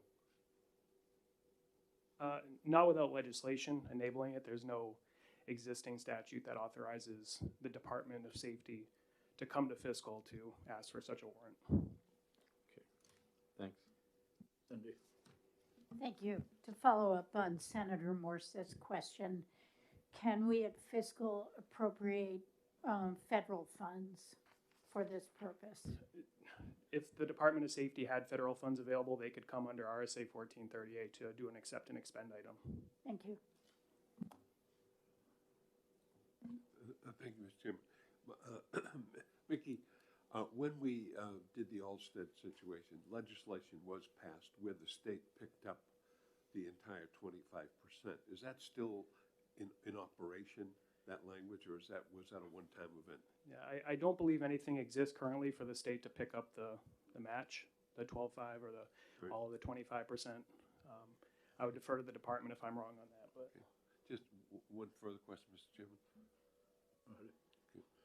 Mickey, what does the state law say now with regard to the 25%? My understanding is it's the municipality or the local that would pick up the entire 25 unless the department has. Yeah. So the 12.5 share of the state was an old action. That, yeah. All right. Thank you, Mr. Chairman. Go ahead. Thank you. So I remember the Olmsted floods too, and we did act quickly. Did we suspend all the rules on legislation and just rush legislation through? Is that how we did it back in 2009?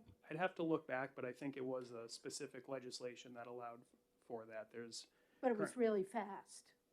I don't know if it was a separate bill or if it was part of an operating budget. I'd have to look back. Okay, thank you.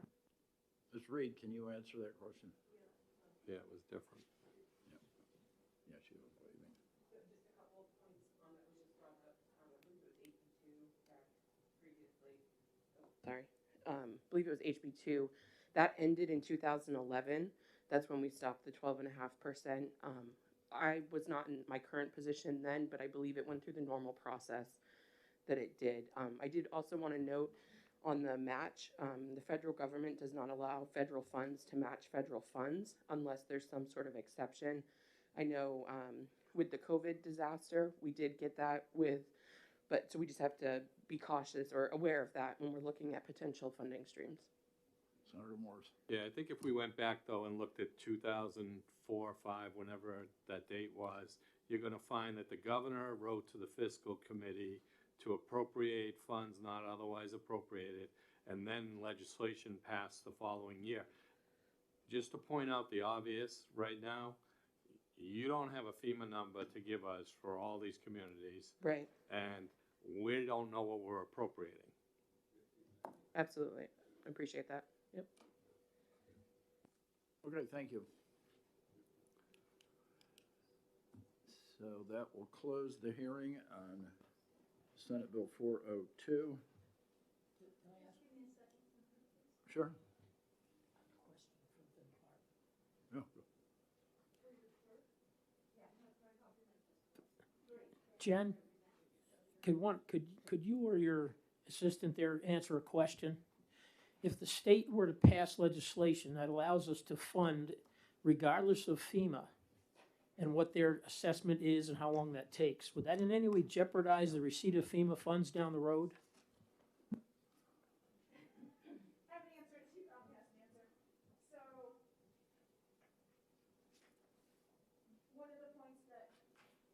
One of the points that Fallon made was the state can't determine what FEMA will determine eligible and not eligible, which hinges on the final number that we need to make this happen. Is there anything? So we could certainly give money to communities, as with the bill that went through a couple years ago that you had sponsored, as a loan, and then we would request FEMA to pay the state. So there are options. We would just have to make sure that whatever bill or process that we put in is in line with the federal government so that we don't have a conflict, and that, this was, for example, if insurance covers these pieces, then it's not FEMA eligible. We can't essentially double dip, for different things. So it's possible, and I think the disaster relief loan that we had worked through a couple of years ago is certainly a way to do that. So there's options. Sure. If somebody can, there he is.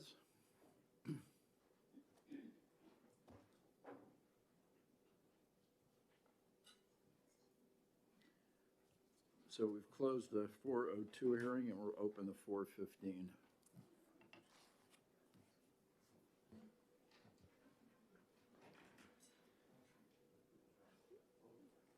You ready, Deb? Yep, I am. Senator Khan. Thank you, Mr. Chairman, members of the committee.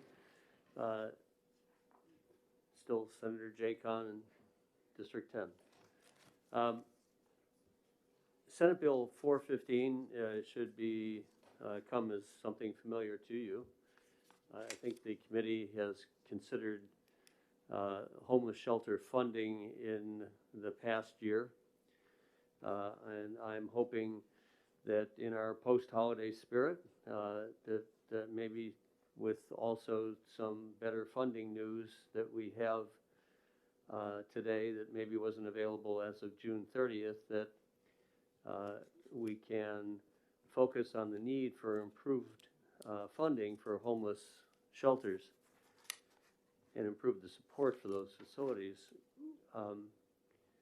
There really is an astounding number in some information that I think can be shared with you by the department, but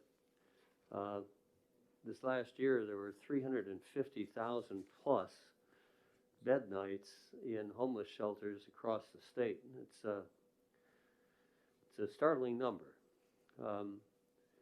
And we are reimbursing at a rate per bed per night that is around $8.20. That's against, as you know, a price that the local shelters report is closer to $46 a night. So what that means is that the organizations, of which there are 40 or so facilities around the state, they haven't experienced any change in state aid and per night funding since 2018. That's as far back as I looked. But they certainly have been experiencing increased occupancy and demand in the homeless shelters. So what we're saying to them with that constant no increase in funding, in fact, on a per night basis, probably a decrease, is that they have to focus their fundraising efforts on their operating needs, and they can't redirect their efforts towards the other kinds of subsidies that this population needs. Things like childcare, education, transportation, and employment readiness skills. So the underfunding is also leading to an extraordinary staffing turnover, which there are people from operating these shelters who can speak to this. In addition to the staffing turnover, there's the inability to properly maintain these facilities, which, because of their use by, it gets very intense over a certain portion of the year, they need it to be properly maintained.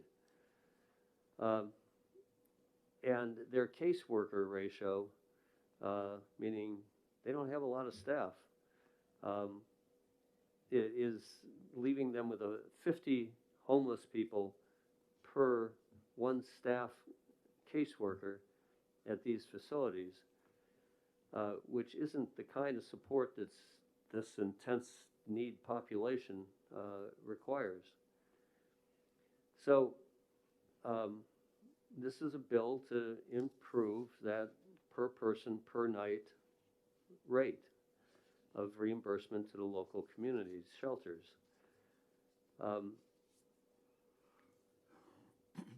I was talking with a bank president, a member not of my party, over the weekend, and we were talking about our homeless shelter in Keene, and he said, isn't that what government is about, is trying to help the neediest among us? And I guess I'm calling on our better angels to say, yes, that is our role in government, is to help those who need the help when they need it and can't provide for themselves.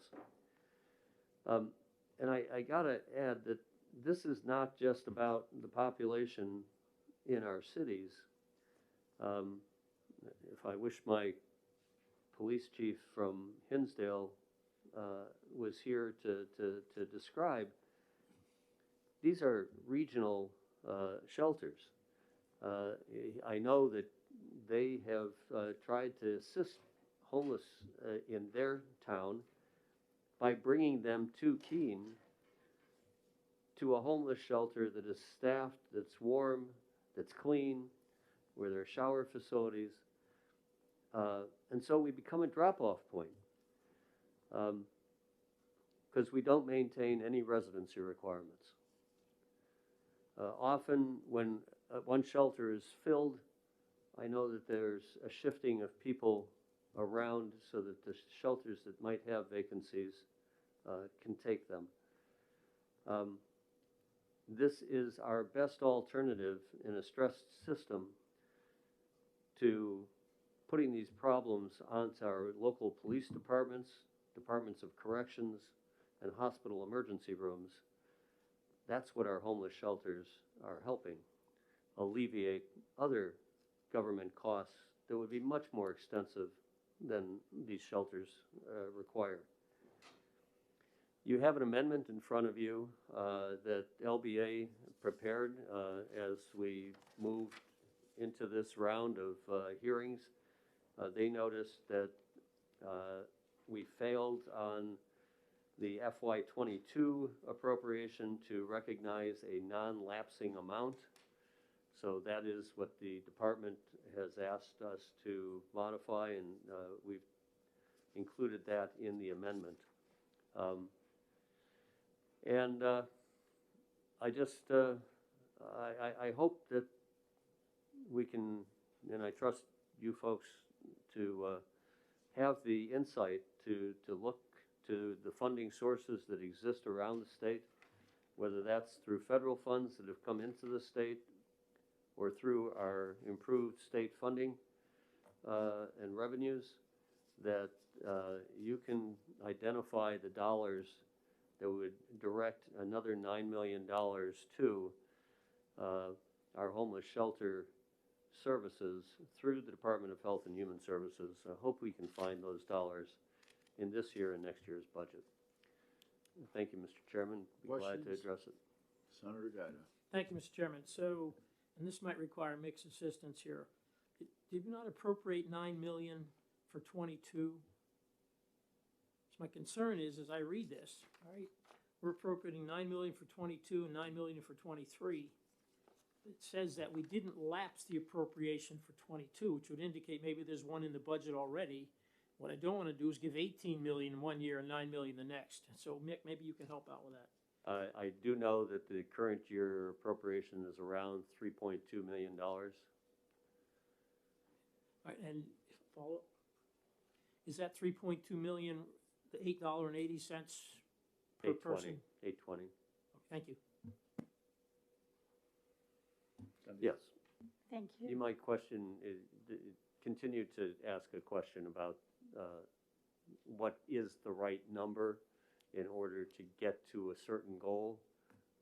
You could question what the goal ought to be and what the dollar amounts necessary to get there.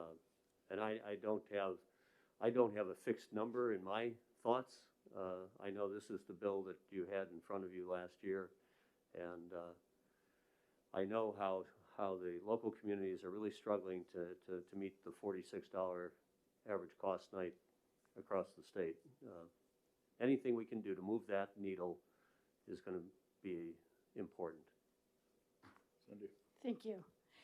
I don't know if you were aware that this came up in fiscal last week, and it came up because we had not appropriated any increase in shelter rates in the current budget. In fact, we actually cut shelter funding by about almost $2 million. And I didn't know if you were aware, the department had promised to come to fiscal by last summer and present us a plan to improve shelter funding, and they haven't. But on Friday, when this came up, they said, we don't have the resources to do it. There is legislation. And I didn't know, were you aware of what happened in fiscal? Only through hearsay, and thank you for providing that clarification. I think they were referring probably to this bill. I'm not aware of another bill that would do anything comparable to this. Thank you.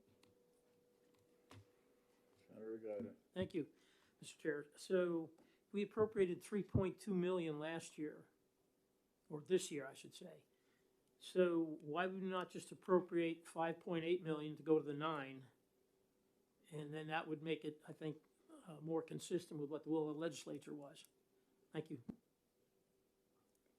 I think that's an alternative I'd like to hear the answer to as well from the department.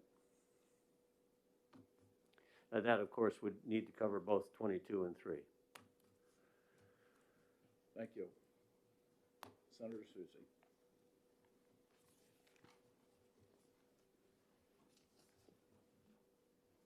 Thank you, Mr. Chairman, members of the committee. For the record, I'm Donna Susie, representing Senate District 18, which is comprised of Manchester's wards 5 through 9 in the town of Litchfield. This issue is one that we have continued to grapple with. As Senator Rosenwald provided some context, it was something that we tried to deal with in the budget. The department said they would come back. They did come back at fiscal. But this is an ongoing problem. It's a significant problem that actually predates the pandemic. And what the pandemic did was exacerbate the condition, because not only were there requirements to socially distance people, which added created a greater problem with respect to capacity, but in addition to that, the costs, providing PPE and more sanitation and all of that, have caused all of these different entities that are providing services to the homeless to have to spend a great deal more in their operating budgets. So that's made the problem even worse. On top of that, we know the evictions are increasing. I had in my testimony that our vacancy rate in New Hampshire is under 1%. As a matter of fact, at an earlier hearing in Commerce, it's at 0.6%. There is no vacancy to speak of, certainly not any affordable. So that creates even more pressure on the homeless community. So in anticipation of the hearing, I wanted to just give you a little microcosm. As a senator from Manchester who represents a great deal of the inner city, I did reach out to Stephanie Savard at Families in Transition and asked about some of the numbers of people that they're seeing and their costs. The cost for emergency shelter per adult in Manchester right now is $30 per day. For the family shelter, for the whole family unit in Manchester, it's $76 per day.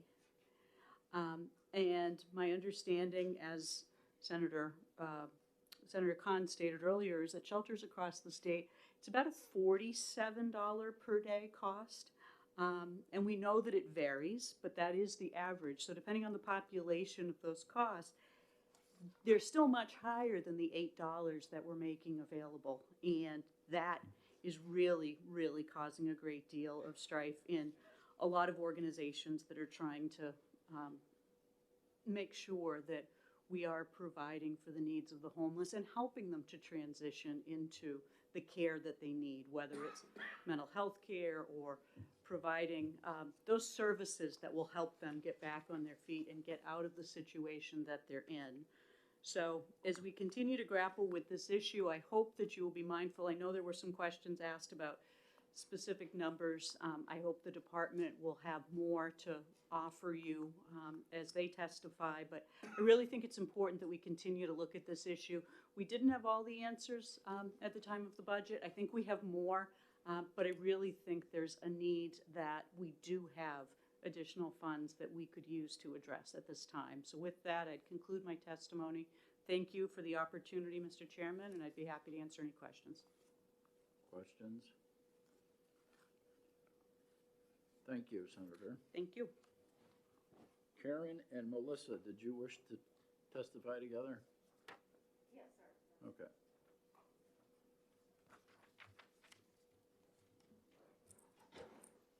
Good afternoon.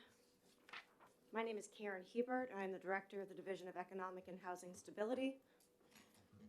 Don't know if I need to repeat that. So Karen Hebert, Director of the Division of Economic and Housing Stability for the department. And I'm pleased to be joined today with Bureau Chief Melissa Hatfield, who is the Bureau Chief for the Bureau of Housing Supports in that division. Since I have acquired this division now only for the past 3 weeks, I really may defer to Chief Hatfield for some of your questions, if that's okay. So I did bring some information, if it's of assistance for the committee, which basically is just the department's budget for the current biennium and the last 2 bienniums with respect to shelters. The amount of the shelters that we have been budgeting for is calculated by the amount of general funds that the department has received specifically for the shelters. And that number is divided by the number of beds that are available statewide. We conduct an official bed count once every 3 years, and that's actually coming up very soon again. But that is formally, the count is done every 3 years. And it remains relatively stagnant or static through that period of time. So, but that number also represents, and what you're seeing on the list there are the shelters that we contract with. This does not include every shelter in the state. only those that we contract with. What we're hoping is that perhaps the budgeted amount in Senate Bill 415 may enable other shelters to contract with the state to receive this kind of support. So I will say the department does support this bill. We had previously made this request in the budget for the last biennium, and unfortunately that request was denied. We believe that this would be greatly needed to help support the shelters who are receiving the balance of their funding through other sources such as philanthropy or donations. And I think that this is likely very challenging for them, but their needs would really be to help them support the number of challenges that they are experiencing, particularly since the pandemic, but as Senator Soucy mentioned, certainly much before them. They certainly have challenges with recruitment and retention and the maintenance of the shelters. So we would ask that the committee support this bill. Thank you. Did you have anything to add? Hi, I'm Melissa Hatfield, the Bureau Chief of the Bureau of Housing Supports. The only thing I would add is that over the past biennium, we actually had to stop funding a few shelters because we weren't giving enough money. Anecdotally, that's what they told us when they didn't reapply for funding. Our reimbursement rate is quite low. Questions? Senator Gaida. Thank you, Mr. Chair. I note that 9 of the 32 shelters listed here have 0 funding. Is that consistent with your just made remarks? Yes. Does that indicate that they closed or that they just are not on your list of shelters? The second option for most of them, there was one shelter that decided to transition to permanent housing instead because they could obtain federal funding to support that. Thank you.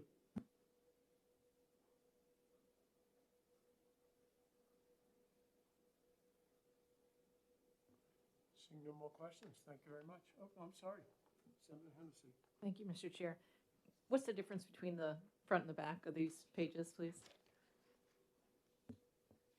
So the front is essentially the 2 previous bienniums, so state fiscal year 18, 19, 20, and 21, where those particular columns do also include other expenses that include funding we provide for 211, as well as Belknap and Merrimack Community Action Program. What we did was removed those particular expenses for the current biennium, state fiscal year 22 and 23, so that we were only itemizing the shelters specifically. So sorry for the confusion. So all of the shelters that are listed here, I'll find on the back. Even they're not alphabetized, so I just can't look at that quickly. So all of these are on here. With the exception of the few that we are not funding this biennium. So Harbor Care should be on the larger list. We are not funding them in this biennium. Then, can you go back to this page? Thank you. There was a Family Promise of Greater Nashua that chose not to take our funding this year, although I do believe they would apply again if given the opportunity. So they will not be on the second page. Further questions? Senator Rosenwald? Yeah. So essentially, on the one side of the page, we were funding this line at about $3 million a year if you take out the things that were not shelters. But on the other side, for 2 years, we're looking at 2.9 million. So it's really less than half of what we had been spending per year. Is that how I'm supposed to? Or it's the annual funding. It's annual, yes. Okay, so that shows that we're spending less on shelters in the current budget than we had been. Correct. So I think there's a little bit of confusion in the way the column, the fourth column is labeled. That is our total for each of the state fiscal years. Got it. Okay, thank you.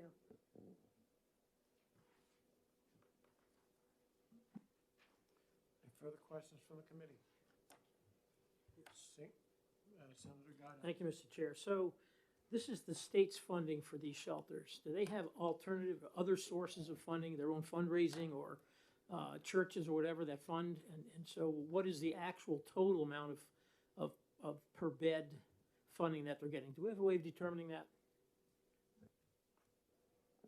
I won't be able to give that answer today. I would have to go to each and every shelter to get their total annual cost, which I was planning to do for our budget cycle. I just don't have it for today.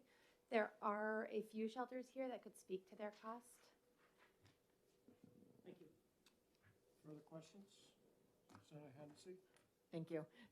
So this is just for shelters. No money comes to the department to go to our local towns that pay for people experiencing homelessness that they put up in local motels because there's not a local shelter. Is that correct? That's correct. Thank you. Other questions? Senator D'Alessandro? Well, thank you, Mr. Chairman. On the front page, you have 20. You've got 18, 19, 20, and 21. In 20 and 21, I noticed that a number of the caps didn't get any money. Did they just discontinue shelters?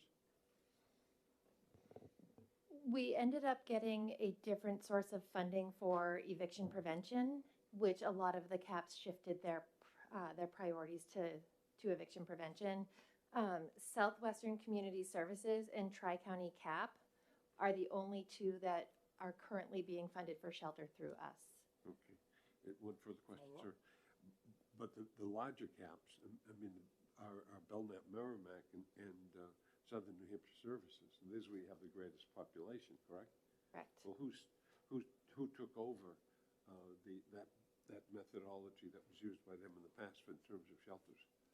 Who does sheltering now that they did in the past is the question. So neither of those programs strictly did shelters. What they did was use the hotel systems. So they would use the state general funds that we had to help people find temporary shelter in a hotel before they could get into one of the existing programs. So for example, in Manchester, it's primarily families in transition, although Yes. there are some smaller programs. And the other region is Nashua, where it would be Nashua Soup Kitchen, takes people in once they've been in a shelter and a bed opens. So in the 2021 fiscal years, families in transition went from like let's call it 300,000. They went to 900,000. So they went from 300,000 to almost $1 million. Okay, and in the next year, they would drop down to 674. How do these variations take place? Is it based on the appropriation? That is a unique situation where in the midst of this, Families in Transition actually merged with New Horizons. So you can see towards the bottom, oh, it's not alphabetized. It's about 2/3 of the way down. I apologize. That would be a much better way to do this. New Horizons merged with Families in Transition, so their allocation moved up. However, for state fiscal year 2020, we changed our methodology and tried to pay per person served and quickly ran out of money.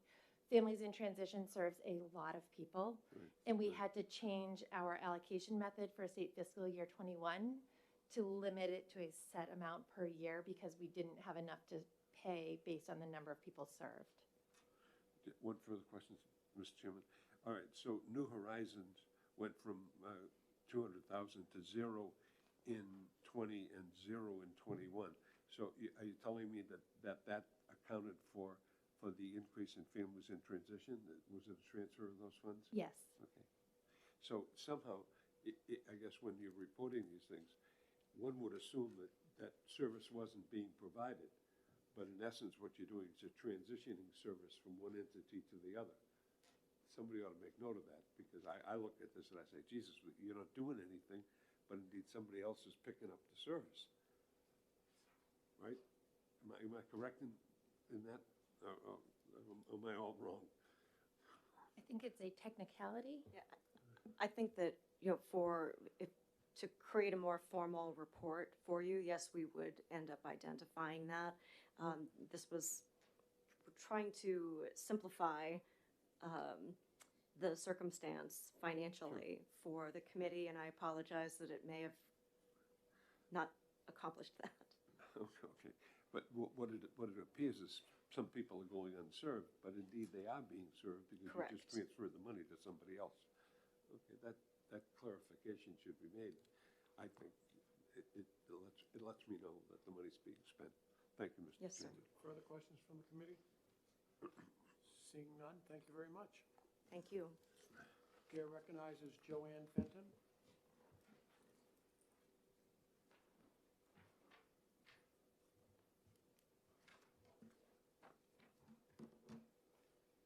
Good afternoon. Good afternoon. I am here to speak in support of SB 415, which seeks to increase the state rate paid to homeless shelters to $20 a night. The issue of homeless is an issue I know very well. I was part of the first emergency shelter in Keene many years ago. In January 2010, I was also part of the original team that opened 100 Nights, the current emergency shelter and drop-in resource center. I am a longtime volunteer at 100 Nights. I spent many nights over the years on the overnight shift and really got to know many of the guests. I listened to their stories, gave them encouragement, treated them with respect. I was homeless myself for a time as a child. I have a vivid memory of sleeping in a borrowed car on the side of Route 91 with my parents in the front seat and us kids in the back. We then moved to the living room floor of my mother's friend's apartment. I can still remember the sense of shame and powerlessness I felt. I never forgot that experience. It has had a huge impact on the way I live in the world. I'd like to give you some statistics for 100 Nights in Keene. 2019 was the first year 100 Nights received a state grant and aid funding for shelters. They received a total of $32,109 between July 1st and December 31st. 100 Nights' total budget was $367,246. Each bed night of shelter cost 100 Nights $25.37. In 2020, 100 Nights received a total of $123,650 for the entire year from the state grant and aid funding for shelters. 100 Nights' 2020 total budget was $717,903, a huge jump due to COVID and the need for decompression sites, shelter modifications, and more staff. Each bed night of shelter cost 100 Nights $41.75. In 2021, 100 Nights received a total of $104,968 for the entire year from the state grant and aid funding for shelters. 100 Nights provided 12,105 bed nights of shelter, basic amenities, and case management to 233 individuals, including 156 males, 77 females, 13 veterans, 26 children under the age of 18, 19 youth between ages 18 and 24, and 24 seniors over the age of 55. 6 of them over 65. Its 100 Nights 2021 budget was $849,020. Each bed night of shelter cost 100 Nights $47.15. Last year, 100 Nights received an average of $8.67 per bed night of shelter from the state grant and aid funding, against a total cost of $47.15 per bed night. That is a $38.48 shortfall for each bed night. Homeless shelters desperately need more funding assistance to continue to provide services. Staff, the board, and volunteers spend precious time trying to raise funds, time that could be spent fulfilling its mission to address the issues of homelessness. These shelters are not just a roof over someone's head. In addition to housing, they provide help in finding a job, completing an education or job training, or receiving treatment for a chronic health issue, mental illness, or substance abuse disorder. Shelters such as the one in Keene serve a wide area, not just the specific location of the shelter. 100 Nights serves all towns in Cheshire County. I'd also like to dispel common misconceptions about shelter guests, that they don't ever find housing or leave the shelter, or that no one works. I can tell you stories about moms at work that worked while staying at the shelter, or men and women that leave at 5 or 6 o'clock in the morning to go to work at a local business. One young man worked the night shift at Chili's and then walked 7 miles in the dead of winter to the shelter to sleep. I was so happy and proud of him when he saved enough money for his first month's rent, last month's rent, and security deposit to finally rent an apartment. Where would we be if we had no shelters for the most vulnerable among us? We can't go back to people freezing in tents or families sleeping in cold cars. Please support SB 415. Thank you. Thank you. Any questions from the committee? Senator Guida? Thank you, Mr. Chair. What percentage of your funding is provided by the state as a percentage of your total budget for revenues? I'm not really sure because I'm a volunteer there. I don't know, Senator Khan might have that information. I could get it for you from our director. She couldn't be here today because she's out of town. That would be helpful. Thank But you. we do spend a lot of time raising funds. Right. We do a lot of fundraising for that shelter. Thank you. Other questions? Seeing none? Thank you very much. Chair recognizes Will Arvilo.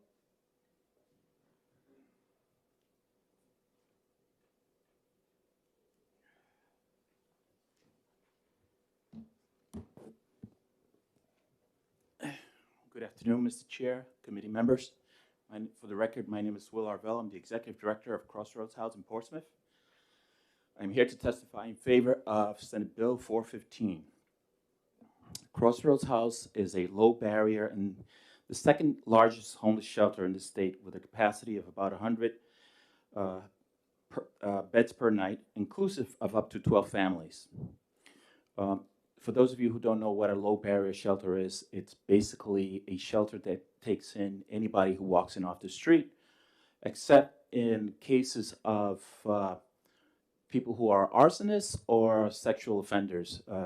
Because we have females and because we have families in our shelter, we have to be very protective of that.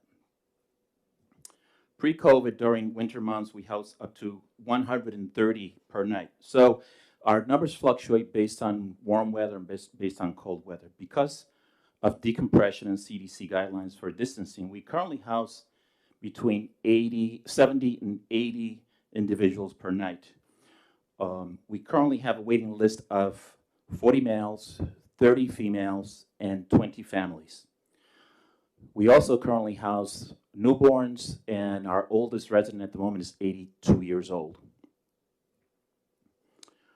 We, on an annual basis, have about 37,000 bed nights, and we operate with a combination of fundraising and volunteers. So Crossroads, let me just say, Crossroads is not just a homeless shelter. We are a full service organization that works with many partners at the state, regional, and local levels to serve the needs of our residents.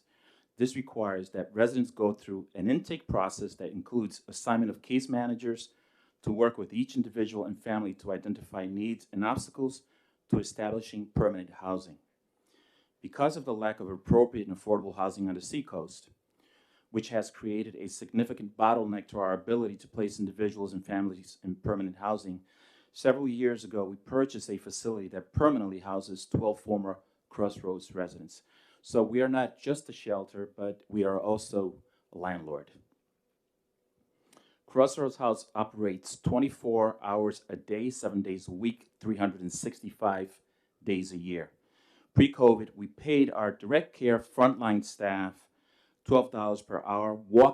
For those who just walked in the door with no experience, we are now paying $15.50 per hour for day shift and $17 an hour for overnight shift. Additionally, we have a strong core of case managers to support residents through their housing search and to ensure that they retain housing over the long term. I think this is an important thing to understand and recognize. Shelters like Crossroads are not there just to house people overnight. We work with individuals over the long term. Some of our residents are housed with us, particularly families, because families are more difficult to house, up to 2 years and sometimes a little bit longer. We work very hard to try to find housing for these individuals and families, but as you can imagine, has already been testified that housing is tremendously difficult, particularly on the seacoast. So it is a significant challenge for us, and it's a very complex operation. People ask me, I just became executive director 5 months ago, and people ask me, well, how's it going? And I said, this is probably the most complex operation that I've managed in my career, because there's a lot of moving pieces to it. We feel that the permanent supportive housing, housing first models are the way to go if we are to get more of our unhoused population housed permanently. These are service-rich models that lead to more successful outcomes and lessen the burden on municipal emergency services and hospital emergency rooms when individuals live in a permanent state of homelessness. 2/3 of our budget of $2.5 million comes through fundraising. The other third comes from local, state, and federal resources. And to answer a question that you, Senator Hennessy, asked earlier about funding from local towns and so forth, we work with all of our seacoast towns to ensure that they know that we are housing their residents, and therefore there is a partnership where we go and seek funding, not large funding, but a small amount of funding per town, so that we can support their residents when they come to us.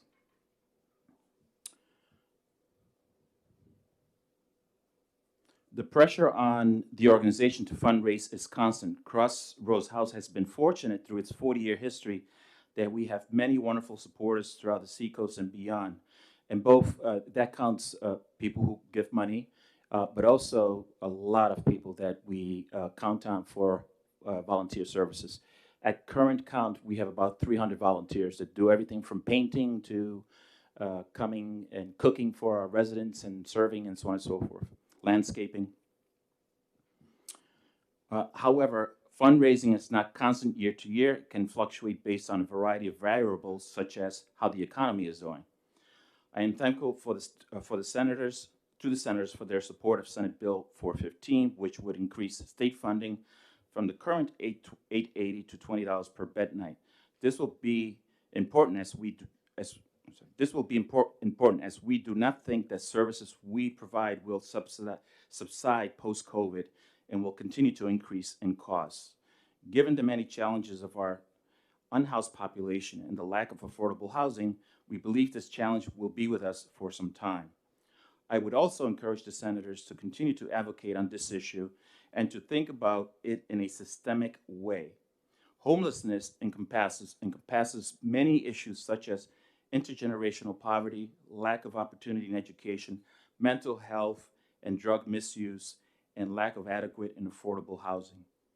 In our case, if we were to see an increase, we would use it for a variety of things, but mainly to retain our workers. We count on many part-time workers. We would like to make more of those full-time workers.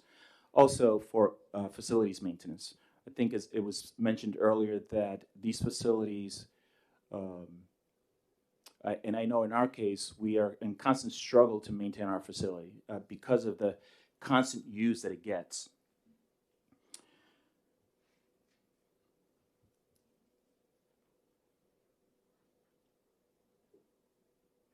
Senator Gatta, you asked a question earlier about the cost all in, I believe, for shelter. For us, so for shelter alone for us, it's about $45, $46. When we include all the other services that we provide, it's about $70. Thank you. That's my testimony. Thank you. Thank you. Any questions from the committee? Senator Reagan. Is that's $70 per person per day? Yes. Okay. You made a statement that you didn't think the need would subside. Why do you feel that? Well, for a variety of reasons, we certainly know that certainly on the seacoast, we will continue to have an issue of not having an adequate supply of affordable housing. I mean, you have to understand the context in which folks come to us. And again, I will speak to the fact that a lot of folks come to us not because they are misusing drugs or or because they have an issue with alcoholism or anything like that. A lot of our residents come to us because they fell out of the economic system. They fell into a crack and are really having a hard time raising themselves out of it. So whether it's lack of education or whether it's the fact that they became unemployed and they're not able to become reemployed because they lack the skills.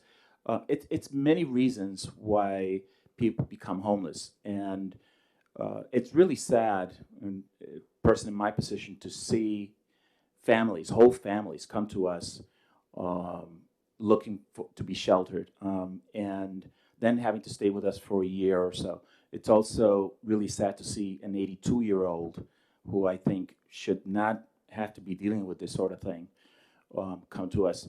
So the economy is going through a transition. The lack of housing is not going to be resolved anytime soon. And we don't know where COVID is going to take us. We hope that it will be something that will pass us by fairly soon, but we don't know where it's going. So I think that there are many reasons why I said that statement, that we don't have a permanent solution to homelessness in this state. I mean,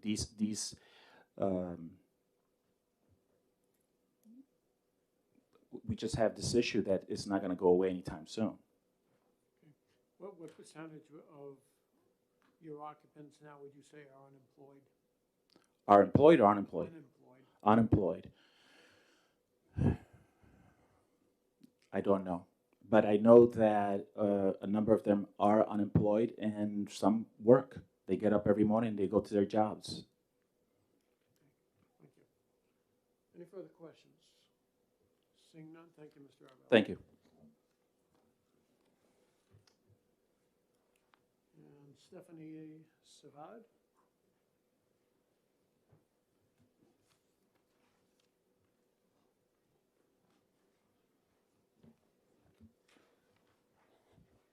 Good afternoon, Mr. Chairman and members of the Finance Committee. My name is Stephanie Savard. I am the Chief External Relations Officer and a social worker with Families in Transition. And I'm here on behalf of Maria Devlin, President and CEO, and myself in support of Senate Bill 415.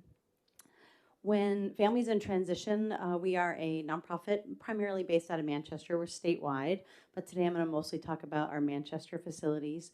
We provide a continuum of emergency shelter, permanent supportive housing, food services for food insecurity, and substance use treatment. But our emergency shelters in Manchester, the adult emergency shelter, many of you may know it as New Horizons. It is Families in Transition adult emergency shelter now. Provides emergency shelter for 138 adults every night. And we also have a family shelter in the city that provides housing, emergency shelter for 11 families every evening. And then lastly, we have a specialty shelter in Manchester that houses 16 families as well. So when we're looking at that comprehensive approach of emergency shelter, our funding it's important the funding we receive from the Bureau, but it definitely is not sufficient to meet the great needs that we have in our budgets. We, and Senator Soucy actually presented these numbers as well, but our budget is $30 a day per adult in our adult emergency shelter.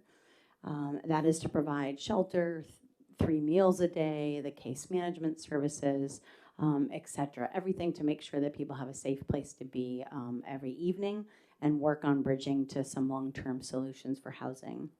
For our families, it's a $76 per family unit a day in order to support the families, and no matter what family size they are. The funding that the Bureau gives families in transition averages out to be $10 a day for the adults and $25 a day for families. So really, when we look at our budgets, it's about 1/3 of the entire expense that we have. When I can echo the other shelters, prior to the pandemic, we've just seen an increase in costs in general.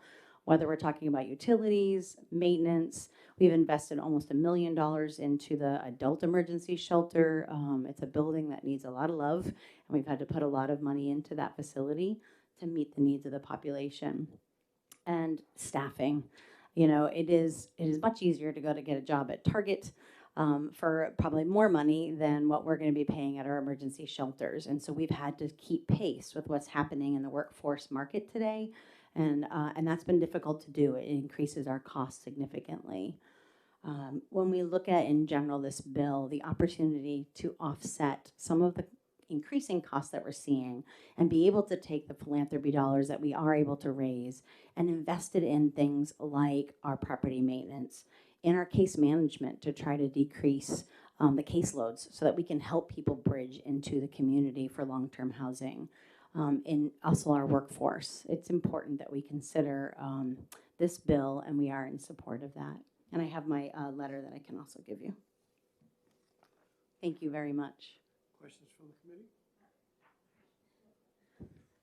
Seeing none, thank you very much. All right, thank you. Okay, I have Alyssa Margolin signed in favor but not speaking. Is there anyone else who has not spoken who wishes to speak? Seeing none, I will close the hearing on Senate Bill 415.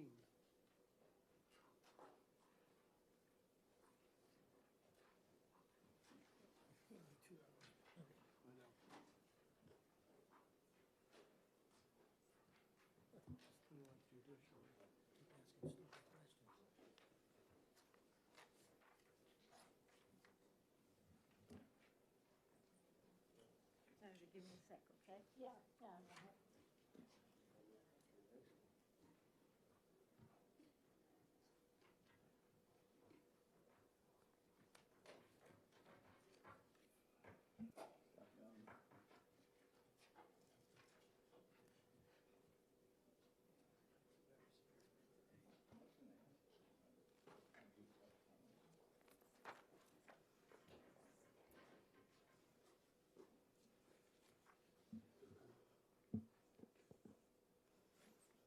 Is that okay?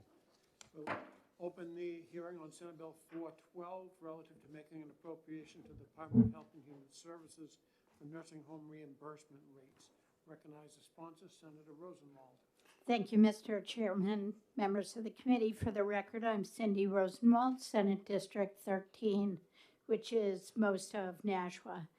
And I'm here to introduce Senate Bill 412, which will correct an inadvertent error that was made in the budget when the Senate Finance Committee last spring unanimously decided to increase nursing home rates by 5%.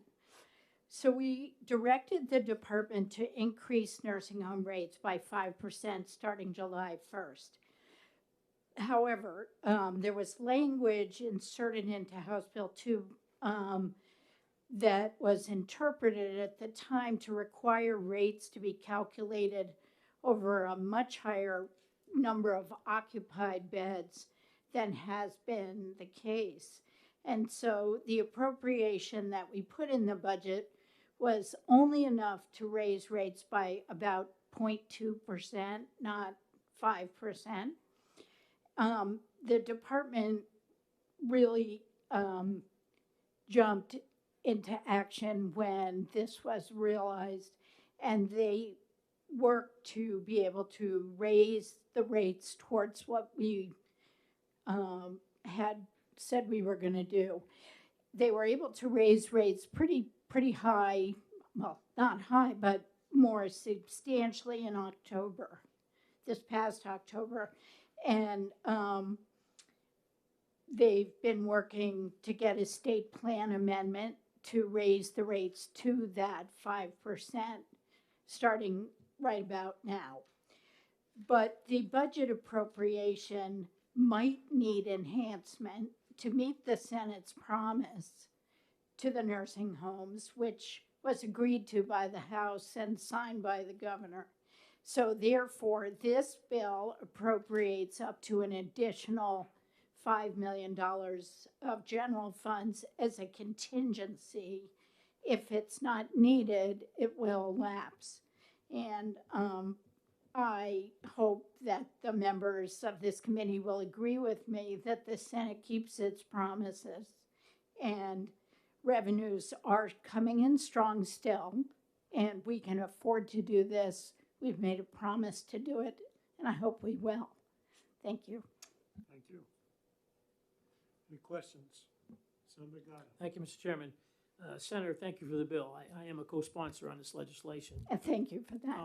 So this legislation is really intended to backfill what the department was unable to do given the restrictions that were in the language. And maybe the department might be able to clarify that, but I think that's the case. So there may be excess revenues here that we can then lapse back to the general fund, correct? That is possible. We don't know yet fully. I think the department can speak more to that, but that's why the language is drawn up as a contingency in case we don't need all of it. I'd be surprised if we didn't need any of it, but the department felt that $5 million at the max would be enough to go back to July 1st of this year, finish raising that rate to 5% and continue that through next fiscal year and the end of the current budget.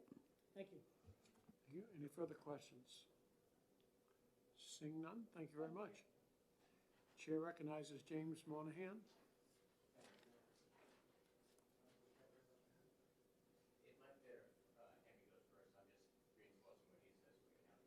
Okay, Henry was down, just said for info, so I didn't know if you were just there to take any questions, or, okay. I would like to just help you understand where we are and where we're going.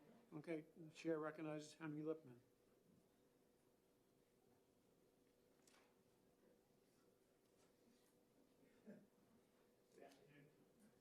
Good afternoon, Mr. Chairman, members of the committee. Henry Lipman, Medicaid Director, and appreciate the opportunity to help provide maybe a little bit more clarity kind of where we are with it and what we're trying to do. There was an appropriation, as Senator Rosenwald mentioned, with the intent to raise rates 5%.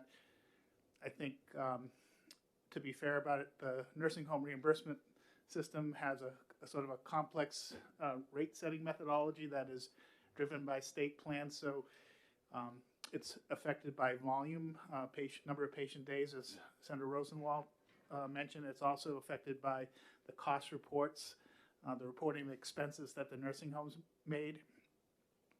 Senator Rosenwald pointed out that there was a number in HB2 that directed the department to use a specific number, which was too high, which led to a suppression of rates. I think that there were some instances of as low as 0.2%, but I think the average overall was about 1.3%, far below. After we consulted with legal, we were able to go back in October and adjust the rates based on more reasonable volume projections from October 1st to raise the rates by about 3.66%, I believe.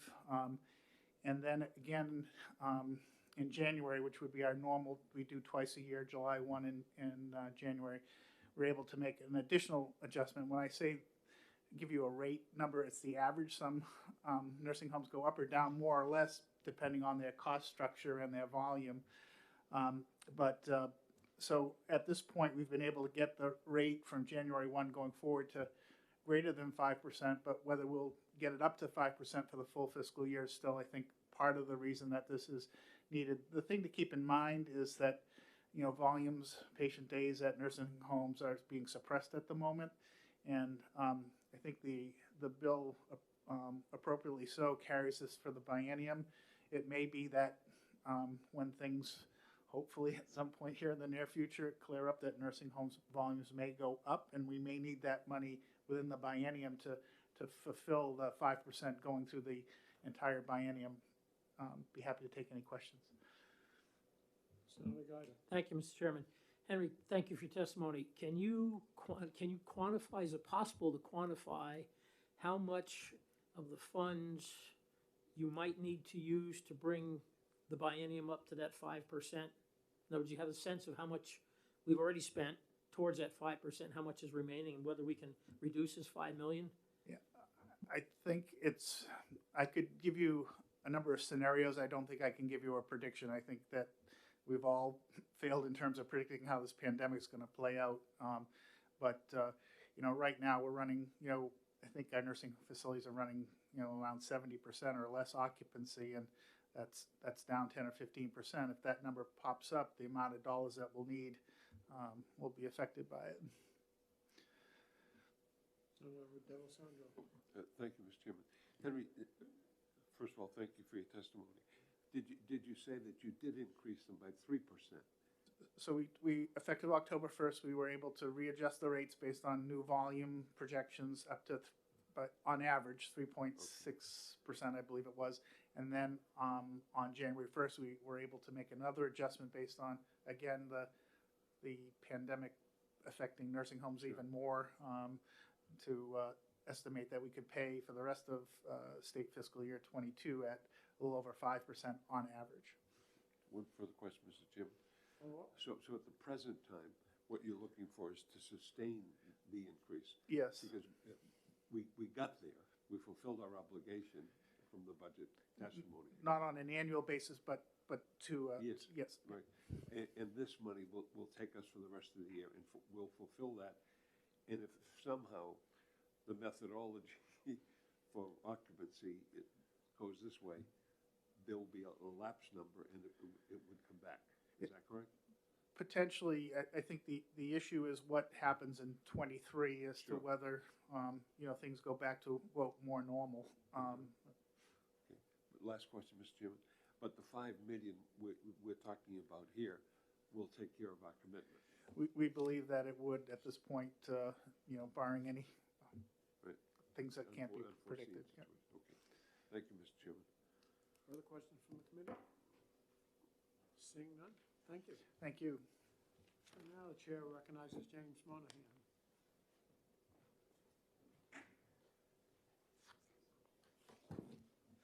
Thank you, Senator Daniels. I'm Jim Monahan with the DuPont Group, and I'm here today on behalf of the New Hampshire Association of Counties.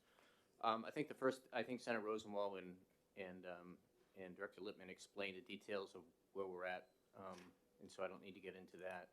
I did want to observe that this action will have no impact on the county contribution to nursing homes. Steps that were undertaken both with establishing the county cap, which is at about $126 million, would limit any exposure to the counties. But in addition to that, as you may recall in the last budget, we changed the cascade of funding so that the county contribution comes in last. So because these are potential general funds, there wouldn't be an impact on the county contribution to this. The other thing we're watching closely, and Henry's over my shoulder, but I think to give you some scale of when we put the budget together for nursing homes last time, we had started the biennium, pre-COVID with budgeting for about 4,200 Medicaid nursing home beds. During the pandemic, because of the admission stopped and social distancing and things like that, it had dropped down to about 3,500.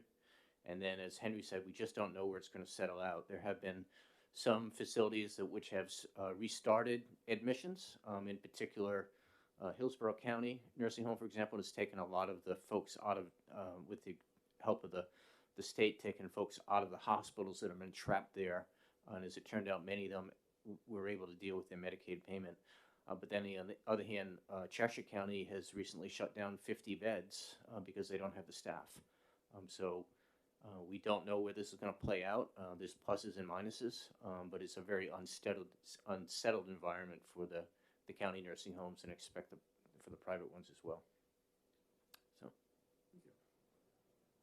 Senator Hennessy. Thank you. Thank you, Mr. Monahan. Can you tell me what inflation rate are the nursing homes seeing with their total costs right now? What's their overall increase that they're seeing? And I know that they're paying a lot for traveling medical professionals. Yeah, I don't have a precise answer, but perhaps the best thing I can do for you is under the ARPA structures, there's the two buckets of money. There's the lost revenue.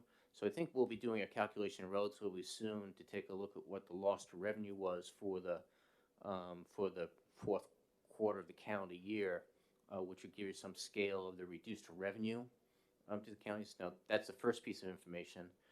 I meet with the nursing home administrators on Thursday mornings. Let me ask them what it looks like, but certainly the inflation, there's two things driving it. One are costs, whether it be retention or nurses' salaries or traveling nurses, and the other component of it is, if utilization is down and there's fewer people in the nursing home, then there's less revenue to cover the fixed costs. So those are the drivers. So I don't have a answer for you, but it's challenging.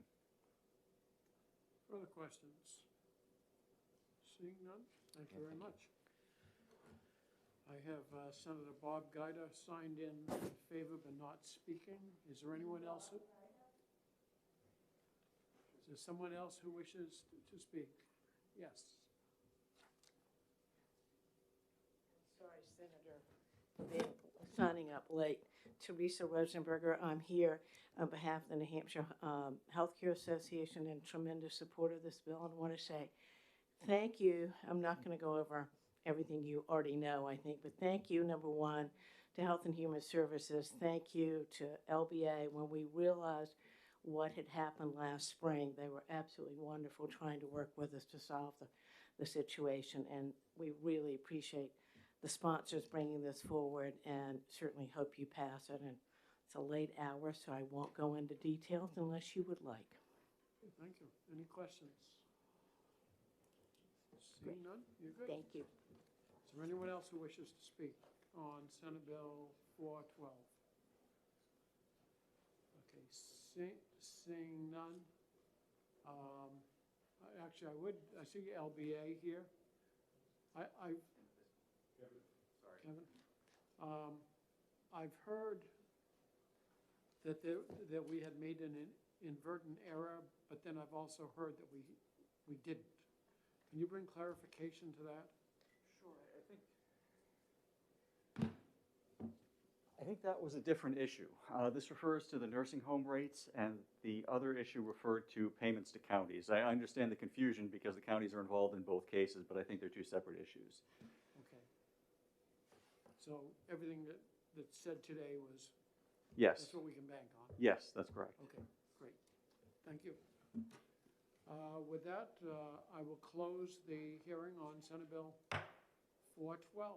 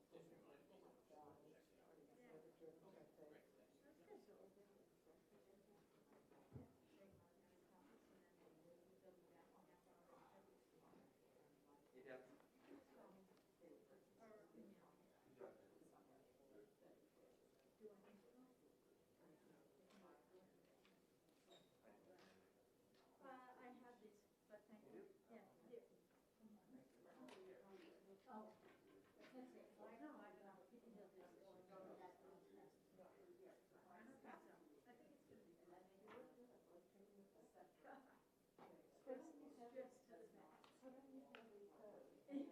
I'm thinking about it when I saw that note. Yeah, you should. All right, Teresa, good to see you.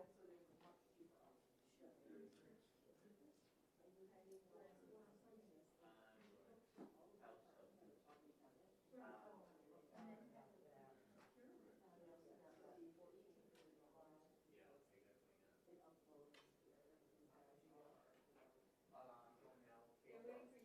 Guys or gals? Guys or gals?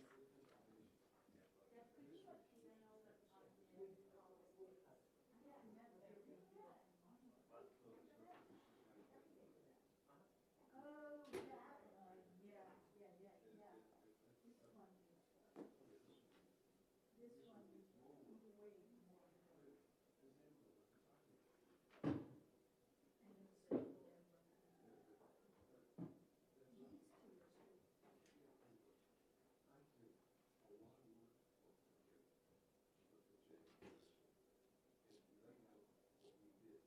it's so these two are so. I remember that we rushed a bill through, we suspended all the rules. And it was May, was the Mother's Day flood. And we still introduced a new bill or took a bill that was there, suspended all the deadlines, had a joint House and Senate hearing, and just got it to whoever was governor. I guess it was Lynch. But it did take legislation. Yes, that's why I was saying yeah, because we can't really appropriate general funds except for the judicial council and the Department of Justice. And I don't remember that ever seeing an appropriation of general funds any other time. But these two are straightforward. Right, and so if they don't pass this, I assume they would not vote to not pass the municipality. We screwed them up, and the department then went along to us for 6 months. It doesn't make sense. Right. Because I remember we actually cut that line, not the total line, but the shelter part by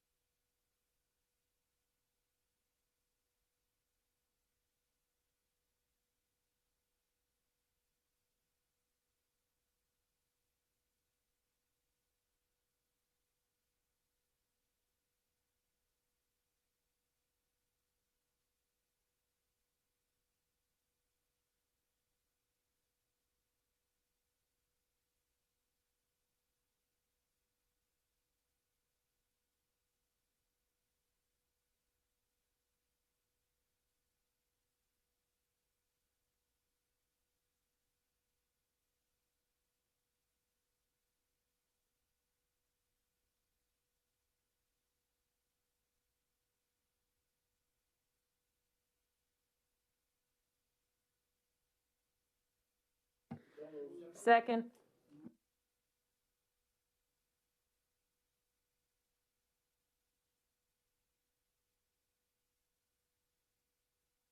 It's a motion to go into executive session by Senator Reagan, that's seconded by Senator Gaida. All those in favor say aye. Aye. Opposed, nay. Ayes have it, motion carries.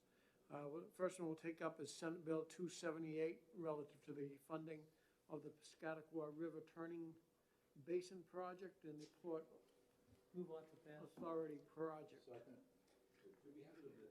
We do. So Senator Gaida moves ought to pass, With amendment. and Senator Reagan seconds. It's open for amendment. We do have an amendment. Does the amendment address the query that we brought forth as to where the money is and how the money can be? My understanding was that the amendment was. It's in our books. My understanding is it was written with the assistance of Gino. Okay. So therefore, I move amendment 0169S. Okay, Senator D'Alessandro moves amendment 0169S, seconded by Senator Gaida. Discussion on the amendment. And the amendment. Senator D'Alessandro. Thank you, Mr. Chairman. The amendment takes care of the money that was sent back by the Corps of Engineers, the refund to the state. It makes it a zero-sum game in terms of how this project is funded. That is my understanding. Perfect. That's perfect. Further discussion on the amendment? There being none, oh, I'm sorry, Senator Rosenwald.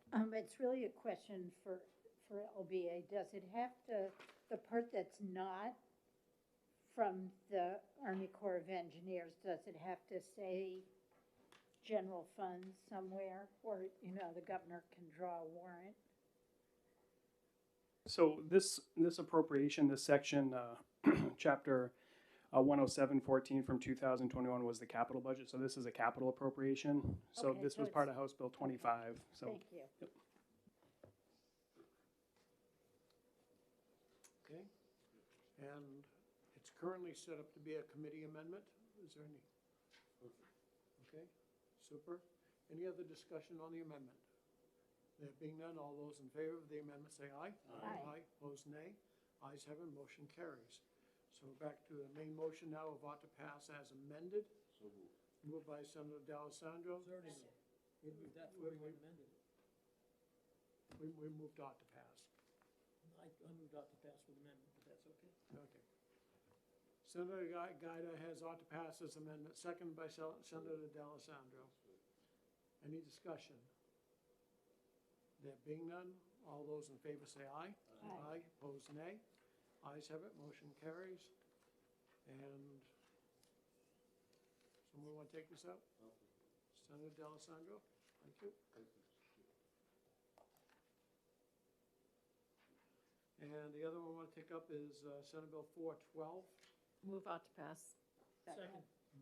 Motion by Senator Hennessy, seconded by Senator Gaida, that Senate Bill 412 be ought to pass. Discussion? There being none, all those in favor say aye. Aye. Opposed, nay. Ayes have it, motion carries. And Senator Can I take it Rosenwald. out? Thank you. Mr. Chairman, are we going to do Senate Bill 415? I think we had some questions on that we wanted to try to get clarified before we vote on it, so. Okay, with that, I'll take a motion to come out of executive session. Moved by Senator Reagan, second by Senator Gaida. All those in favor say aye. Aye. Aye, opposed nay. Ayes have it, motion carries. We are out of executive session. And having no further business today, we are adjourned. Thank you.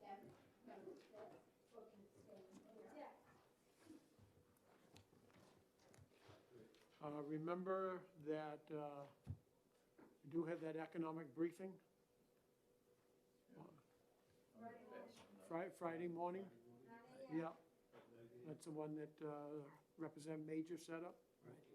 So it's actually a 2-day thing, this Friday and next Friday.